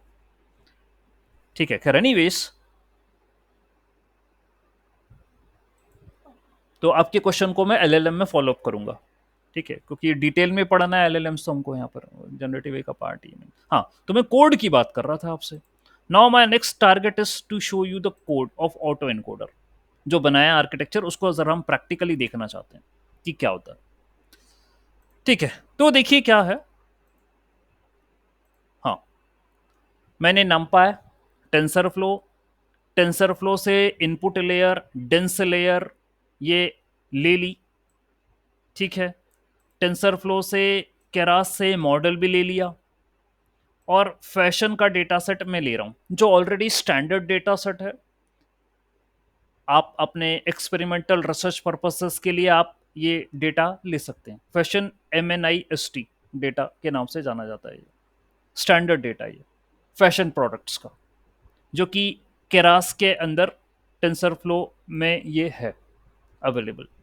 ठीक, तो अब आपको इतना, ये जो कोड है ना, जैसे अपन क्या करते थे वहां पर मशीन लर्निंग में कि नंपाई ले लो, पांडास ले लो, मैटप्लॉटलिब ले लो, सीबॉन ले लो, साइकिट-लर्न ले लो और उससे ये मॉडल इंपोर्ट, अपन को कुछ आए चाहे ना आए, इतना तो कॉपी पेस्ट मारना ही है अपन। ठीक, ये तो इंक्लूडेड है, मैंडेटरी है कि टेंसरफ्लो आपकी लाइब्रेरी है डीप लर्निंग की, या तो पाईटॉर्च पे काम करो आप, जो भी कंफर्टेबल लगे। मेरे को ये लगती तो मैं इस पे काम कर रहा हूँ। ठीक है, ये इंपोर्ट करा। उसके बाद क्या करा मैंने, ये जो फैशन का डेटा है इसको लोड करा। इसमें से एक्सट्रेन और एक्सटेस्ट दो वेरिएबल लिए मैंने, X train and the X test. Let me run this code. ठीक है, अब आपको मैं थोड़ा सा डिटेल देना चाहूंगा यहां पर फैशन के डेटा सेट जो कि टेंसरफ्लो में है। Let me show you fashion MNIST data set, जो कि केरास के अंदर ऑफिशियल वेबसाइट से मैं आपको दिखाना चाहूंगा उसको। ठीक है, so here I share the screen again and you can check, and task screen फिर शेयर कर रहा हूं मैं, and you can see it. ये रहा, आप ऑफिशियल वेबसाइट पे देख लीजिएगा, केरास IO जो है वहां पर आपको मिल जाएगा फैशन MNIST डेटा सेट। ठीक है, यहां पर 60,000 इमेजेस हैं इस डेटा में, 2828 की रेजोल्यूशन की हैं, ग्रे स्केल की इमेजेस हैं, जिसमें 10 फैशन प्रोडक्ट्स हैं, 10 कैटेगरी इसमें अवेलेबल है। आप देख सकते हैं ये आप देख लीजिए, ये उनको लेबल किया गया है। टी शर्ट है, ट्राउजर है, पुल ओवर है, ड्रेस है, कोट है, सैंडल, शर्ट, सब है, इनके लेबल हैं दिए गए। ठीक है, और कुछ इस तरीके से, ये एग्जाम्पल के पॉइंट ऑफ व्यू से बोल रहे हैं, यदि आप लोड करोगे डेटा को तो you are going to get X train Y train, एक्सेस वाई टेस्ट, ये आपको मिल जाएगा। लेकिन आप यदि मेरे कोड पे नजर डालें तो मैंने ना वाई ट्रेन लिया ना वाई टेस्ट लिया। मेरा जो कंसर्न है वो क्लासिफिकेशन करने का नहीं है भाई, कि सर आपने अभी दिखा दिया डेटा, उसमें 10 क्लास नजर आ रही है तो सर आप क्लासिफिकेशन कर लोगे। नहीं, मेरे को क्लासिफिकेशन करनी नहीं है, मुझे तो डेटा कंप्रेस करके रखना है और उसको डीकंप्रेस करना है। तो मैं काहे का वाई ट्रेन, काहे का वाई टेस्ट लूं, क्यों लूं, जरूरत ही नहीं है मेरे को। So I took only X train and the X test, that's it, ये ले लिया, बाकी को अंडरस्कोर अंडरस्कोर कर दिया, डेटा लोड कर दिया। देन आप देख लीजिए, शेप में प्रिंट करवा रहा हूं 60,000 2828, क्लियर, अभी तो दिखा दिया ना ऑफिशियल वेबसाइट से कि 60,000 के तो डेटा है वो। और एक्स टेस्ट जो है ये 10,000 का है। हाँ भाई, 60,000 का ट्रेनिंग है और टेस्ट वाला 10,000 का, टोटल फिर मुझे लग रहा है 70,000 है। ठीक है, टोटल का बात कही क्या इसने, नहीं कही, ये देखो अब यहाँ से समझ में आया। ठीक है, टोटल जो होगा फिर, ये एक्स टेस्ट जो है 10,000 का है, यानी 60,000 का ट्रेनिंग और 10,000 का टेस्टिंग। ठीक, तो टोटल 70,000 का डेटा। और आप यदि अंडरस्कोर का शेप देखना चाहें, ठीक है, तो ये भी आप देख सकते हो। मैं तो अभी सिर्फ फीचर्स की बात कर रहा हूँ। हियर आर द फीचर्स, ठीक है, which I am talking about. I am not talking about कि अंडरस्कोर क्या होगा। चाहो तो इसको भी प्रिंट कर सकते हो, इसका शेप ये 10,000 आएगा, यहाँ पर 10,000 आएगा और यहाँ पर 60,000 आएगा। लेकिन भाई अभी क्योंकि अंडरस्कोर अंडरस्कोर लिया है, यदि अंडरस्कोर का शेप प्रिंट करवाओगे तो 10,000 ही शो करेगा। क्यों? क्योंकि ये दोनों अंडरस्कोर हैं, तो लास्ट असाइनमेंट तो इसका है, तो 10,000 ही है इसको असाइन, तो 10,000 दे देगा। तो खैर छोड़ो, अभी उसकी जरूरत ही नहीं। ठीक है, मैंने करा भी था ये प्रिंट, लेकिन सबको मैंने मार्क डाउन कर रखा है। Okay, so that's not required at the moment. Let me delete all this stuff. अब क्या हुआ, जैसे आपने ऑटो एनकोडर के आर्किटेक्चर को देखा, ठीक है, अच्छा, आप चाहते हो कि सर प्रिंट विंट करके बता दो सर कि एक्स ट्रेन कैसा दिख रहा है, तो सर थोड़ा सा पता चल जाए हमें। ठीक है, तो लो एक्स ट्रेन को प्रिंट करवा के दिखाते हैं, ये रहा एक्स ट्रेन। तो अब आप ये एक्स ट्रेन की वैल्यू देखोगे तो 0 0 0 ऐसे, तो क्योंकि क्या है कि भैया आपकी जो इमेजेस है ना वो ग्रे स्केल वाली हैं, तो वो 0 1 की बात ही करेंगी, कलर तो है नहीं इसमें। ठीक है, क्या बोल रहा था, ये ग्रे स्केल इमेजेस हैं।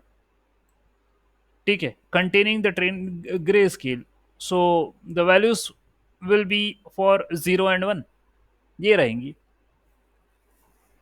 तो आपको यहाँ पर 0 नजर आ रहे होंगे बहुत सारे, तो इसी चक्कर में आ रहे हैं नजर। ठीक है, तो ये बात है। ठीक, अब जैसा कि मैंने समझाया था ऑटो एनकोडर में, when you are having this 28 you have to flatten करना है उसको, ताकि मैं 784 का डेटा बना लूं उससे। ठीक है, तो इसी के रेस्पेक्ट में बात करी थी मैंने, फैशन डेटा के रेस्पेक्ट में ही बात करी थी मैंने कि यार मेरे पास जो इमेजेस हैं उनका रेजोल्यूशन 28 का है। All right, so let me reshape it, उसको मैं रीशेप कर लूँ। 28 1 यह है स्थिति इमेज की। 1 का मतलब ग्रे स्केल, 3 होता तो RGB कलरफुल इमेज होती, ये 28 विड्थ और हाइट है। ठीक है, so you know in my code what I did, I reshape my image on on x. ठीक है, ये वाला जो कंपोनेंट है, यहां पर मैंने लेंथ ऑफ द डेटा ले लिया और यहां पर मैंने प्रोडक्ट ले लिया विड्थ और हाइट का, that is 28 into 28 and the result will be 784। तो एक्स ट्रेन मेरा हो गया 60,784। उसी तरीके से मैंने, सॉरी, वाइट एक्स ट्रेन, हाँ सही बोला, एक्स ट्रेन मेरा हो गया 60,784 एंड एक्स ट्रेस के साथ भी मैंने यही काम करा। जो लेंथ है एक्स ट्रेस की वो कंसिडर करी जो कि 10,000 थी, और यहां पर भी प्रोडक्ट ले लिया शेप का, यानी 28 into 28। That's what I did. Okay, ये आपके सामने प्रिंट है। Late me run the code. तो ये ऊपर वाला मैं डिलीट कर रहा हूँ और इसको मैं रन कर रहा हूँ। हो गया, शेप भी प्रिंट करवा देता हूँ आपके सामने, ये शेप आ गया। अब मेरा इनपुट लेयर जो होगी वो 784 का डेटा इनपुट करेगी, इट विल टेक द 784। मैं चाहता हूं कि जो लेटेंट रिप्रेजेंटेशन है, यानी जो मिडिल वाली लेयर है, वो 64 के अंदर इस डेटा को कंप्रेस करके रख ले। आपकी इच्छा है, it's up to you that how many neurons you want to come to preserve that information, how many neurons record. मैंने कहा एनकोडिंग डायमेंशन 64 है, ये आपकी इच्छा है, it's up to you that you are starting from 784 as an input layer. तो 784 का input आने वाला है यहां से। ठीक है, और आपने कहा कि मेरा लेटेंट डायमेंशन वो 64 का है, इसमें ये पूरी इंफॉर्मेशन को 64 में कंप्रेस करके रखूंगा मैं। आप चाहो तो वैल्यू चेंज कर देना, यहां पर भी डाउट नहीं आना चाहिए। तो इनपुट 784 का लीजिए, एनकोडिंग 64 की करिए। ओके, सो इनपुट लेयर तो मैंने ऑलरेडी ले रखी थी ना यार, ये इनपुट लेयर तो थी, मैंने उठाई थी इनपुट वाली। ठीक, तो इनपुट जो लेयर है उसका शेप इनपुट डायमेंशन के बराबर बनाइए, जो कि 784 हो जाएगा। ठीक है, इनपुट लेयर का शेप इनपुट डायमेंशन के बराबर बनाइए, जो कि 784 का हो जाएगा। लेट उसको असाइन करो, ये मेरी इनपुट इमेज है। ये इनपुट आप दो डेंस लेयर को, जिसमें अभी हाल फिलहाल में मेरे पास 128 न्यूरॉन है। ओके, यानी मैं ये काम कर रहा हूं, ये जो इनपुट 784 का है ये मैंने डेंस लेयर जो कि इंटरमीडिएट या अगली लेयर है उसको दिया एज एन इनपुट। ठीक है, that's what I am giving. इससे 128 न्यूरॉन है। ठीक है, 128 न्यूरॉन वाली मैंने एक लेयर बनाई। Okay, yes please ask the question sir, पूछिए। सर जैसे कि 784 जो है सर, वो फ्लैटनिंग करने के बाद हाँ, दैट विल आया। बी कॉलम वेक्टर होगा सर। तो उसके लिए जो हम इनपुट्स देंगे that will be a dense layer और how sir? Sir because dense next is layer, 120 you are reducing. Sir dense layer sir, that हाँ विल सर, बी वो डेंस डेंस लेयर। लेयर ही रहेगा सर। हाँ, okay वो sir. Dense layer ही रहेगा, और सर वो lower lower number of neurons के रहेगा, जो 784 से कम रहेगा। That's what I took sir, 128। Then how will manage sir like 784 to 128 mapping जो रहता है हाँ वो हाँ थोड़ा बताइए। सर, वो तो वही है सर जो प्रीवियस क्लासेस में पढ़ रखा है। For example if you are having 4 neuron, 1 2 3 4 neuron, और ये अगला डेंस लेयर में सर यदि 2 न्यूरॉन है, तो sir we have already studied, ये इसको डेटा देगा, इसको भी देगा, इसको भी ये डेटा देगा, इसको भी देगा, देन ये इसको भी डेटा देगा, इसको भी। सर 1 to 1 करस्पॉन्डेंस तो हो गई सर। तो 784 जो इनपुट है वो पूरे 128 को जाएगा। This 784 will be given to all 128 neuron. 1 to 1 correspondence है sir. Okay, sir. Sir, initial like when we started, no, it was like one neuron itself. I can give like यदि आप वन जो neuron, आपने कहा हाँ था हाँ sir. Sir, यदि हाँ if you take sir only हाँ 1 न्यूरॉन, तो सर पूरा की ओके पूरा लोड इसी पे ही आ जाएगा सर। मैं पूरा लोड इसको नहीं देना चाहता, that's why sir I took 128। It's up to you sir, if you want कि सर 784 का इनपुट था सर, मेरे को इसके आधे न्यूरॉन चाहिए इस लेयर पे, तो सर कोई इशू नहीं है, आप 392 ले लो sir. You can change the architecture, you can take 392। आप बोलोगे सर। नहीं सर, नहीं सर मेरे को तो 700 चाहिए, तो sir you can make 700 also sir, no worries. Okay, sir. Sir, and randomly the number, whatever the dense layer, it is multiple, something like 128, 64, 32. Is there any correlation? Sir ऐसा कोई specific correlation तो नहीं है कि क्यों हो रहा है। एनकोडर का कॉन्सेप्ट ये कहता है कि आपको कम करना है, you to reduce the dimension. तो सर मैं 128, 64 इस तरीके से चल रहा हूँ। ओके, बाकी इट्स नॉट लाइक दैट कि कोई इसके पीछे कोरिलेशन छुपा हो। फिर भी यदि थोड़ा सा हम बात करें, तो वी वांट कि यार डायमेंशन को आधा आधा कर दो, हाफ हाफ में कर दो। ऐसा एक लॉजिक अपन अपनी तरफ से बना सकते हैं फ्रॉम आवर साइड कि 784 का डायमेंशन था, तो सर डेंस लेयर जो आप पहली शुरुआत करें उसमें 392 न्यूरॉन ले लें, अगली डेंस लेयर में 196 न्यूरॉन ले लें, अगली डेंस लेयर में 88 ले लें।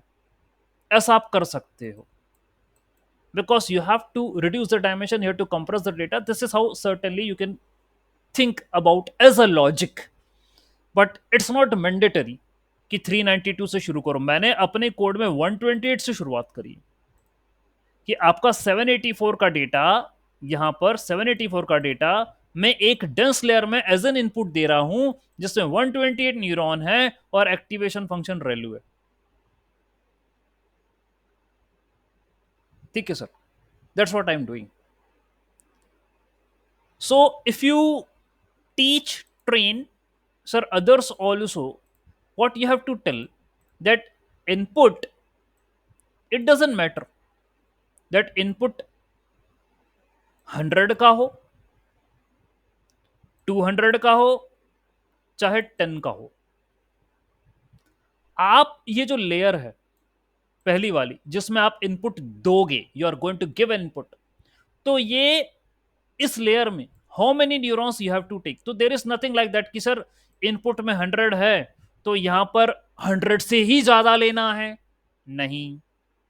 100 के बराबर ही लेना है, नहीं। 100 से कम ही लेना है, नहीं। एक न्यूरॉन भी लोगे ना सर, तो ये पूरे के पूरे 100 जो है ना, वो सब एक ही न्यूरॉन को डिस्ट्रीब्यूट हो जाएंगे।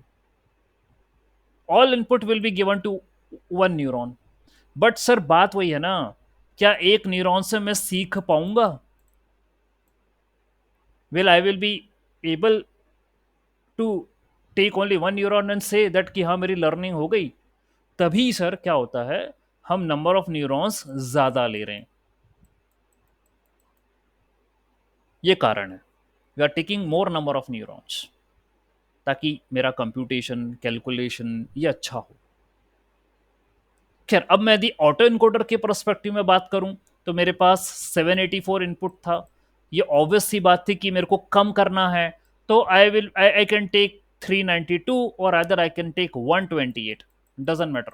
मैं छोटा आर्किटेक्चर बना रहा हूं तो मैं काम कर रहा हूं 128 ले लूंगा और 64 ले लूंगा, यानी ये 784 की इंफॉर्मेशन, हर एक न्यूरॉन को ट्रांसफर होगी। तो टोटल नंबर ऑफ पैरामीटर हो जाएंगे 784 इंटू 128 प्लस 128। पिछली क्लास के हिसाब से मुझे लग रहा है आपको ये मैथ्स पता होना चाहिए। यस और no? How many number of parameter will be there? आपने कैलकुलेट करा है? How many number of parameter should be there? ये इतने होंगे। क्यों इतने होंगे? वाई? क्योंकि 784 का इनपुट है, 128 न्यूरॉन है, तो 784 इंटू 128, ये करो आप, डू दिस थिंग। ठीक है, बता रहा हूं करके क्या आंसर आएगा। 784 इंटू 128, तो 1,00352, ये आया आंसर। 1,00352 ये आया। इसमें प्लस करना रहेंगे मेरे को 128 बायस भी, क्योंकि हर एक न्यूरॉन के साथ एक बायस दोगे, तो 128 न्यूरॉन है तो 128 बायस होंगे। ऐड करो, 8 प्लस 2 10, तो 6 2 8 3 4 100, तो 100,480, देख लो आप, 100,480 इतने पैरामीटर आएंगे। तो इसका मतलब ये होता है कि whatever be the inputs, that input is given to each and every neuron. तो 1-to-1 करस्पॉन्डेंस जो है इसका, इस तरीके से मैपिंग होती है। Every neuron will get every input, इसके कारण ये चीज हो गई। अगले के नंबर ऑफ पैरामीटर निकालना हो तो कोई इशू नहीं है, 128 को 64 से मल्टीप्लाई करो, प्लस 64 बायस ऐड कर दो इसमें, तो ये आ जाएगा 8256। देख लेना करके, 128 और 64 को मल्टीप्लाई करो, प्लस 64 करो, 8256 ही आएगा। तो ऐसा आर्किटेक्चर बनाया मैंने। यहां देखिए आप कि 784 की इमेज थी, उसको मैंने 128 की डेंस लेयर में दी एज एन इनपुट। ठीक है, ये दी, और फिर मैंने बोला कि ये जो इनपुट आया मेरे पास, ये देने के बाद उसको मैंने दूसरी डेंस लेयर में दिया, जिसकी नंबर ऑफ न्यूरॉन्स 64 थे। ये एनकोडिंग डायमेंशन का मतलब ये 64 है, क्योंकि आपने एनकोडिंग डायमेंशन पहले से ही 64 ले रखा है, तो 64 है। तो ये कर रहा है मेरा आर्किटेक्चर, ये बन रहा है। ठीक है, 784 से 128, 128 से 64, ये करा मैंने। तो एक डेंस लेयर और दो dense layer, 2 dense layers I have added.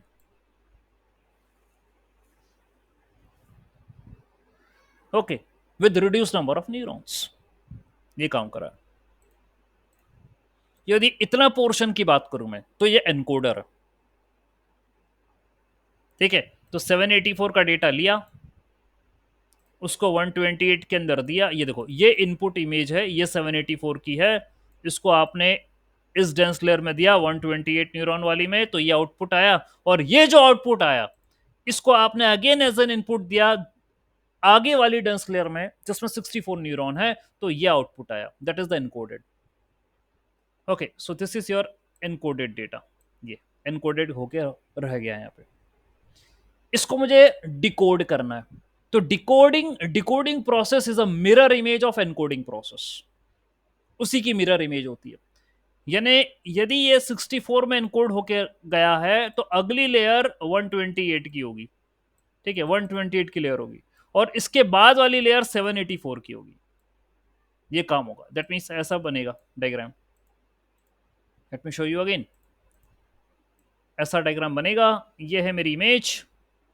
ठीक है, ये मेरी डेंस लेयर है 128 वाली, ये मेरी 64 वाली डेंस लेयर है, एनकोड होके रख दिया यहाँ पे। फिर मैं जब डिकोड करूंगा तो 128 की डेंस लेयर फिर बनाऊंगा और 784 की डेंस लेयर फिर बनाऊंगा, यहां से मेरे को आउटपुट मिलेगा।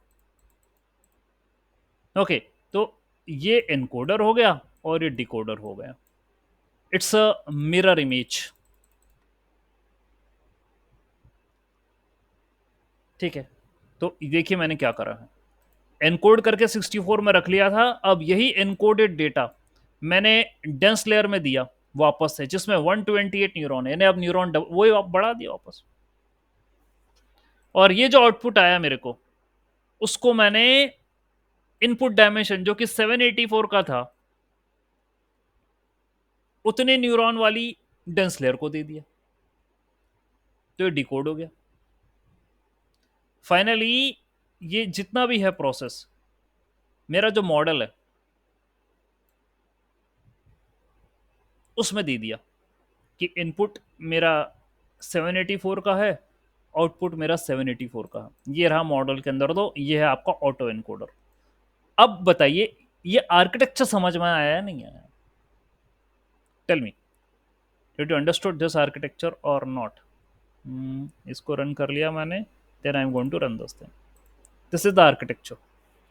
Tell me, you can change it. और ध्यान देना, एक्टिवेशन फंक्शन रेलू ले रहा हूं मैं, रेक्टिफाइड लीनियर। न्यूरल नेटवर्क में in general Relu activation function लेते हैं। आखिरी वाला मैंने लीनियर लिया। अब वो भाई एक जगह आइडेंटिटी बोल रहा था, याद आया आपको? आइडेंटिटी बोला था उसने, और मैं आपसे पूछ भी रहा हूं कि आइडेंटिटी क्या है। What is identity activation function? ये यहां पर कहीं दिखाया, let me show you the notes. ठीक है, ऊपर यहां आया, ये बोला था आइडेंटिटी फंक्शन है। ठीक है, एक्टिवेशन फंक्शन इज आइडेंटिटी। चलो देखेंगे उसमें लेके कि आइडेंटिटी भी काम आती कि नहीं आती। मैं तो रेलू जानता हूं एक्टिवेशन फंक्शन सही, और जब मुझे आउटपुट बनाने थे तो मैंने लीनियर एक्टिवेशन फंक्शन ले लिया। That's what I took finally. ये मेरी समरी है मॉडल की। ठीक है, तो इनपुट लेयर पे कोई पैरामीटर नहीं होते हैं ना, वो तो सिर्फ इनपुट है 784 का। जहां जहां डेंस लेयर होगी ना, वहां वहां पैरामीटर होंगे। तो 4 डेंस लेयर ऐड करिए तो इसके करस्पॉन्डिंग पैरामीटर होंगे। ठीक है, ये आपके टोटल पैरामीटर हो गए, और सारे के सारे ट्रेनेबल हैं, सबकी ट्रेनिंग होगी, कोई भी अनट्रेनेबल नहीं छोड़ा हमने। मैंने इसको कंपाइल करा जैसे, क्योंकि ये तो है तो न्यूरल नेटवर्क ना यार, तो जैसे कंपाइल होता था वैसे ही होगा। So I compiled auto encoder, Adam optimizer लिया, समझा चुका हूँ प्रीवियस लेक्चर में। लॉस में एमएससी करा, मैट्रिक्स भी एमएससी करी। तो जो क्वेश्चन आया तो सर वो लॉस लेने से क्या होता है, क्या है मतलब? ठीक है, तो आपका ये लॉस मीन स्क्वायर क्यों, अच्छा एमएससी क्यों लिया? देखो भाई एमएससी क्यों लिया, मेरा आखिरी एक्टिवेशन फंक्शन लीनियर था। ठीक है, आई टुक इट लीनियर। तो क्योंकि लीनियर था, मेरे को एरर कैलकुलेट करने रहेंगे, और वो भी फिर मैं सोचूंगा यार सर एरर तो आपने बोले थे सर ये होते हैं सर, एक्सआई माइनस ये एक्सआई, यानी ये वाला पॉइंट और ये वाले पॉइंट का डिफरेंस होता है एरर, तो मीन स्क्वायर एरर मत लो सर, उचित तो नहीं होगा सर। ये बिल्कुल सही कह रहे हो आप, उचित नहीं होगा। तो कॉन्सेप्ट से कॉन्सेप्ट पकड़ेंगे, कॉन्सेप्ट से कॉन्सेप्ट समझ में आए कि सर ये लग तो नहीं रहा लीनियर ले रहे हो, तो सर लीनियर ले रहे हो तो रिग्रेशन हो गया, और रिग्रेशन हो गया तो एमएससी लो हो गया, मीन स्क्वायर एरर हो गया। That will be the thing. Yes Nilesh sir, आज द क्वेश्चन। सर इसमें आउटपुट लेयर नहीं होता है क्या? नहीं मींस सब नहीं नहीं डेंस। नहीं सर, ये बस मेरे को यही चाहिए, जो कंप्रेस करा था इनपुट को वही मुझे बनाना है वापस। हाँ, क्योंकि 784 को आउटपुट लेयर नहीं बोल सकते, कह सकते हैं सर, लेकिन डिकोडेड बोलूँ उसको, टेक्निकली समझे तो डिकोडेड लेयर होगी वो, ओके है ना सर। आउटपुट तो है ही वो, आउटपुट मेरे को यही चाहिए, यस यू कैन से ये आउटपुट है, बट सर डिकोडेड टेक्निकली समझाने के लिए बोल दिया। ओके ओके, तो यहाँ लीनर लिया था क्योंकि मेरा आखिरी एक्टिवेशन फंक्शन, तो मैंने यहाँ एमएससी वेमएससी करा, लेकिन मैंने आपको हिंट कर दिया है कि लॉस क्या और एरर क्या, मतलब जो है क्या अंतर आ रहा है। खैर एनीवेज, इसको मैं 10 इटरेशन, बैच साइज 256 ली, ट्रेनिंग डेटा लिया, टेस्ट था नहीं मेरे पास, there was nothing test available, कोई टेस्ट डेटा मेरे पास नहीं था। यस बबन सर, आज अ क्वेश्चन। सो इमेज देखने के लिए उसको रिसेव करना पड़ेगा ना फिर सर, वो कैसे करेंगे? हाँ सर, इमेज देखेंगे ना अपन, इमेज अपन ओके करेंगे सर, ये देखो आगे रीशेप करके बताया मैंने, इमेज देखेंगे सर अपन, ओके। ठीक है। तो अभी ये ट्रेनिंग प्रोसेस है जो कि चल रही है, एक्स टेस्ट मेरे पास नहीं है, एंड क्योंकि नहीं है, फाइन, तो क्या करूं फिर, मैं हटा देता हूं वैलिडेशन यहाँ से, इस कोड को मैं कॉपी करता हूँ, control C and let me put it above, इसको यहाँ पुट अप करता हूँ, ठीक है। डेटा को शफल भर ही कर सकता हूँ, टेस्टिंग वेस्टिंग, हाँ हाँ ठीक है, एक्स टेस्ट तो है ना, कोई बात नहीं, मत करो यार, वाई टेस्ट और वाई ट्रेन नहीं है, इसको क्या के लिए टेंशन लो। अब यह ध्यान देना आप, ऑटो एनकोडर में एक्सट्रेन और एक्सट्रेन इनपुट दिया, और वैलिडेशन में एक्स टेस्ट दिया। हम क्या देते थे, X train Y train, X test Y test, यहां पर एक्सट्रेन ही इनपुट दिया और एक्स टेस्ट ही आउटपुट निकाल रहे, आउटपुट खींच रहे, ठीक है। टारगेट नहीं है ना मेरे पास कोई वैसा बनाने वाला, क्लासिफिकेशन तो करने नहीं है, 10 क्लास है तो भी कोई क्लासिफिकेशन तो होने नहीं है, ठीक है। So if I run this code for 10 iterations, you can C model train हो रहा है, स्क्वायर एरर निकल रहे हैं, लॉसेस कैलकुलेट हो रहे हैं, ठीक है। तो लॉस और एमएससी दोनों सेम होंगे, वो सेम इसलिए होंगे क्योंकि लॉस का मतलब ही एमएससी है, तो बोथ आर सेम, इवैल्यूएशन भी यही रहेगा, okay, the same thing will be there, fine।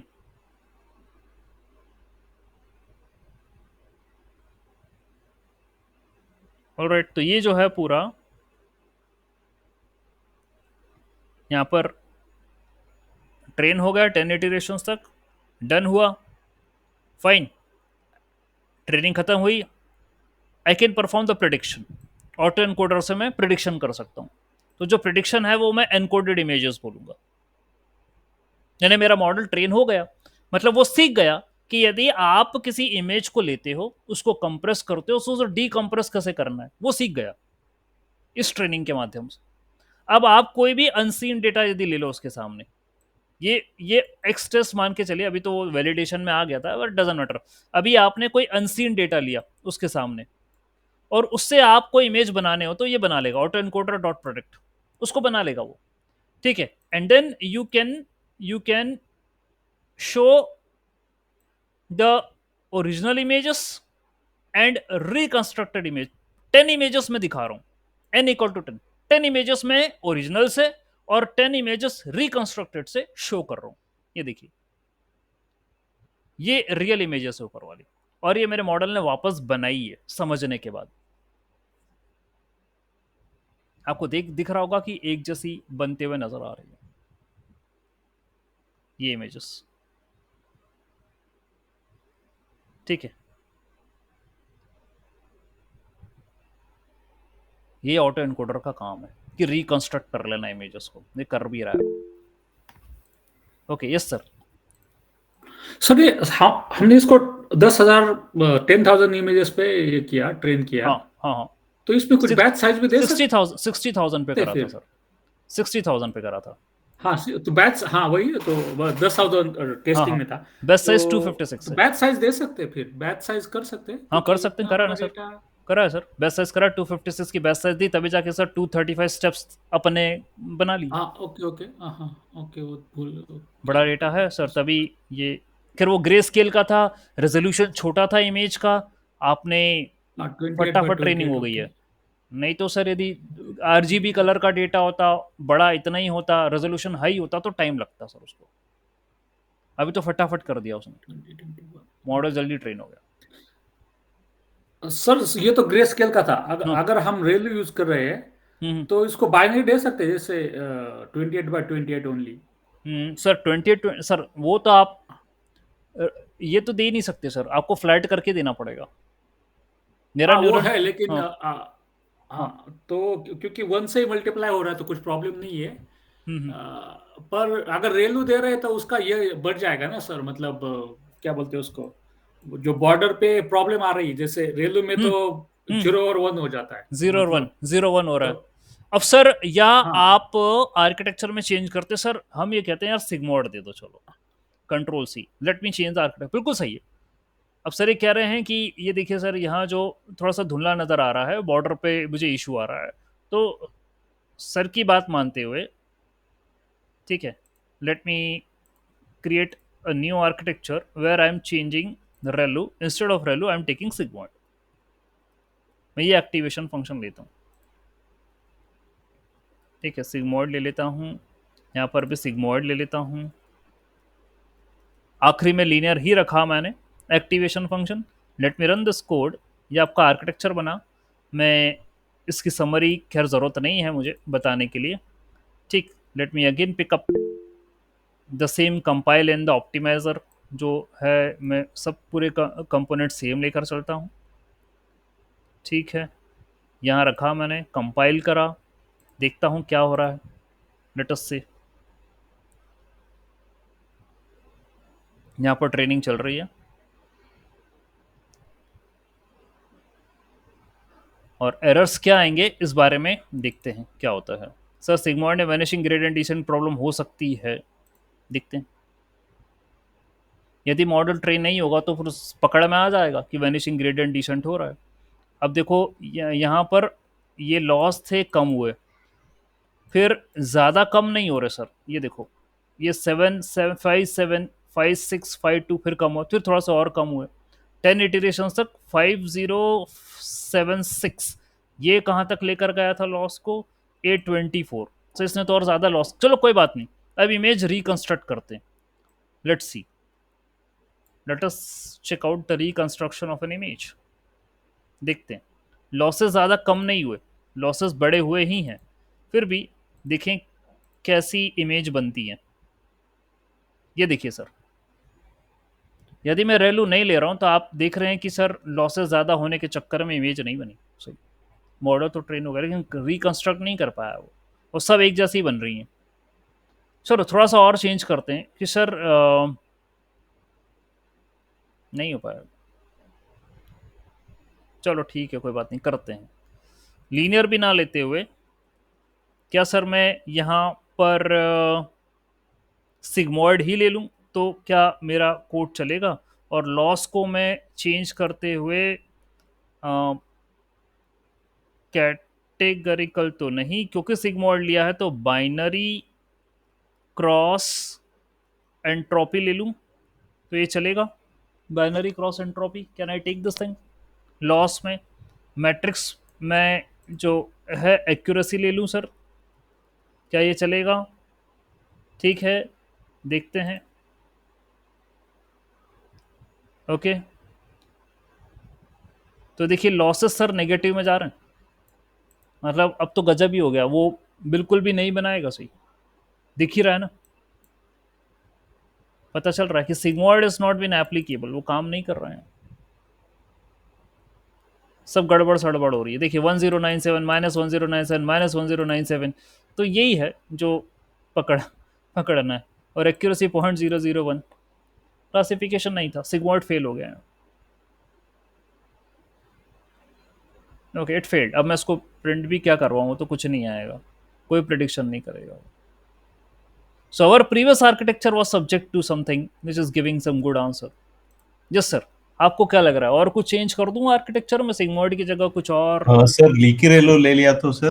Leaky रेलू, ठीक है, लीकी रेलू ले सकते हैं तो ओके, लीकी रेलू ले सकते हैं। उसको इंपोर्ट करना पड़ेगा या फिर या लीकी रेलू को लेना पड़ेगा यहाँ? Okay sir, and last linear. हाँ हाँ हाँ, लास्ट फिर लीनियर, जैसा चल रहा था वैसा ही लास्ट लीनियर। यहाँ कोशिश करिएगा आप ली की वैल्यू लेकर और फिर लीनियर लीजिएगा, देखिएगा क्या आंसर आ रहा है। अभी तो फिलहाल मेरे आर्किटेक्चर से this is what I achieved.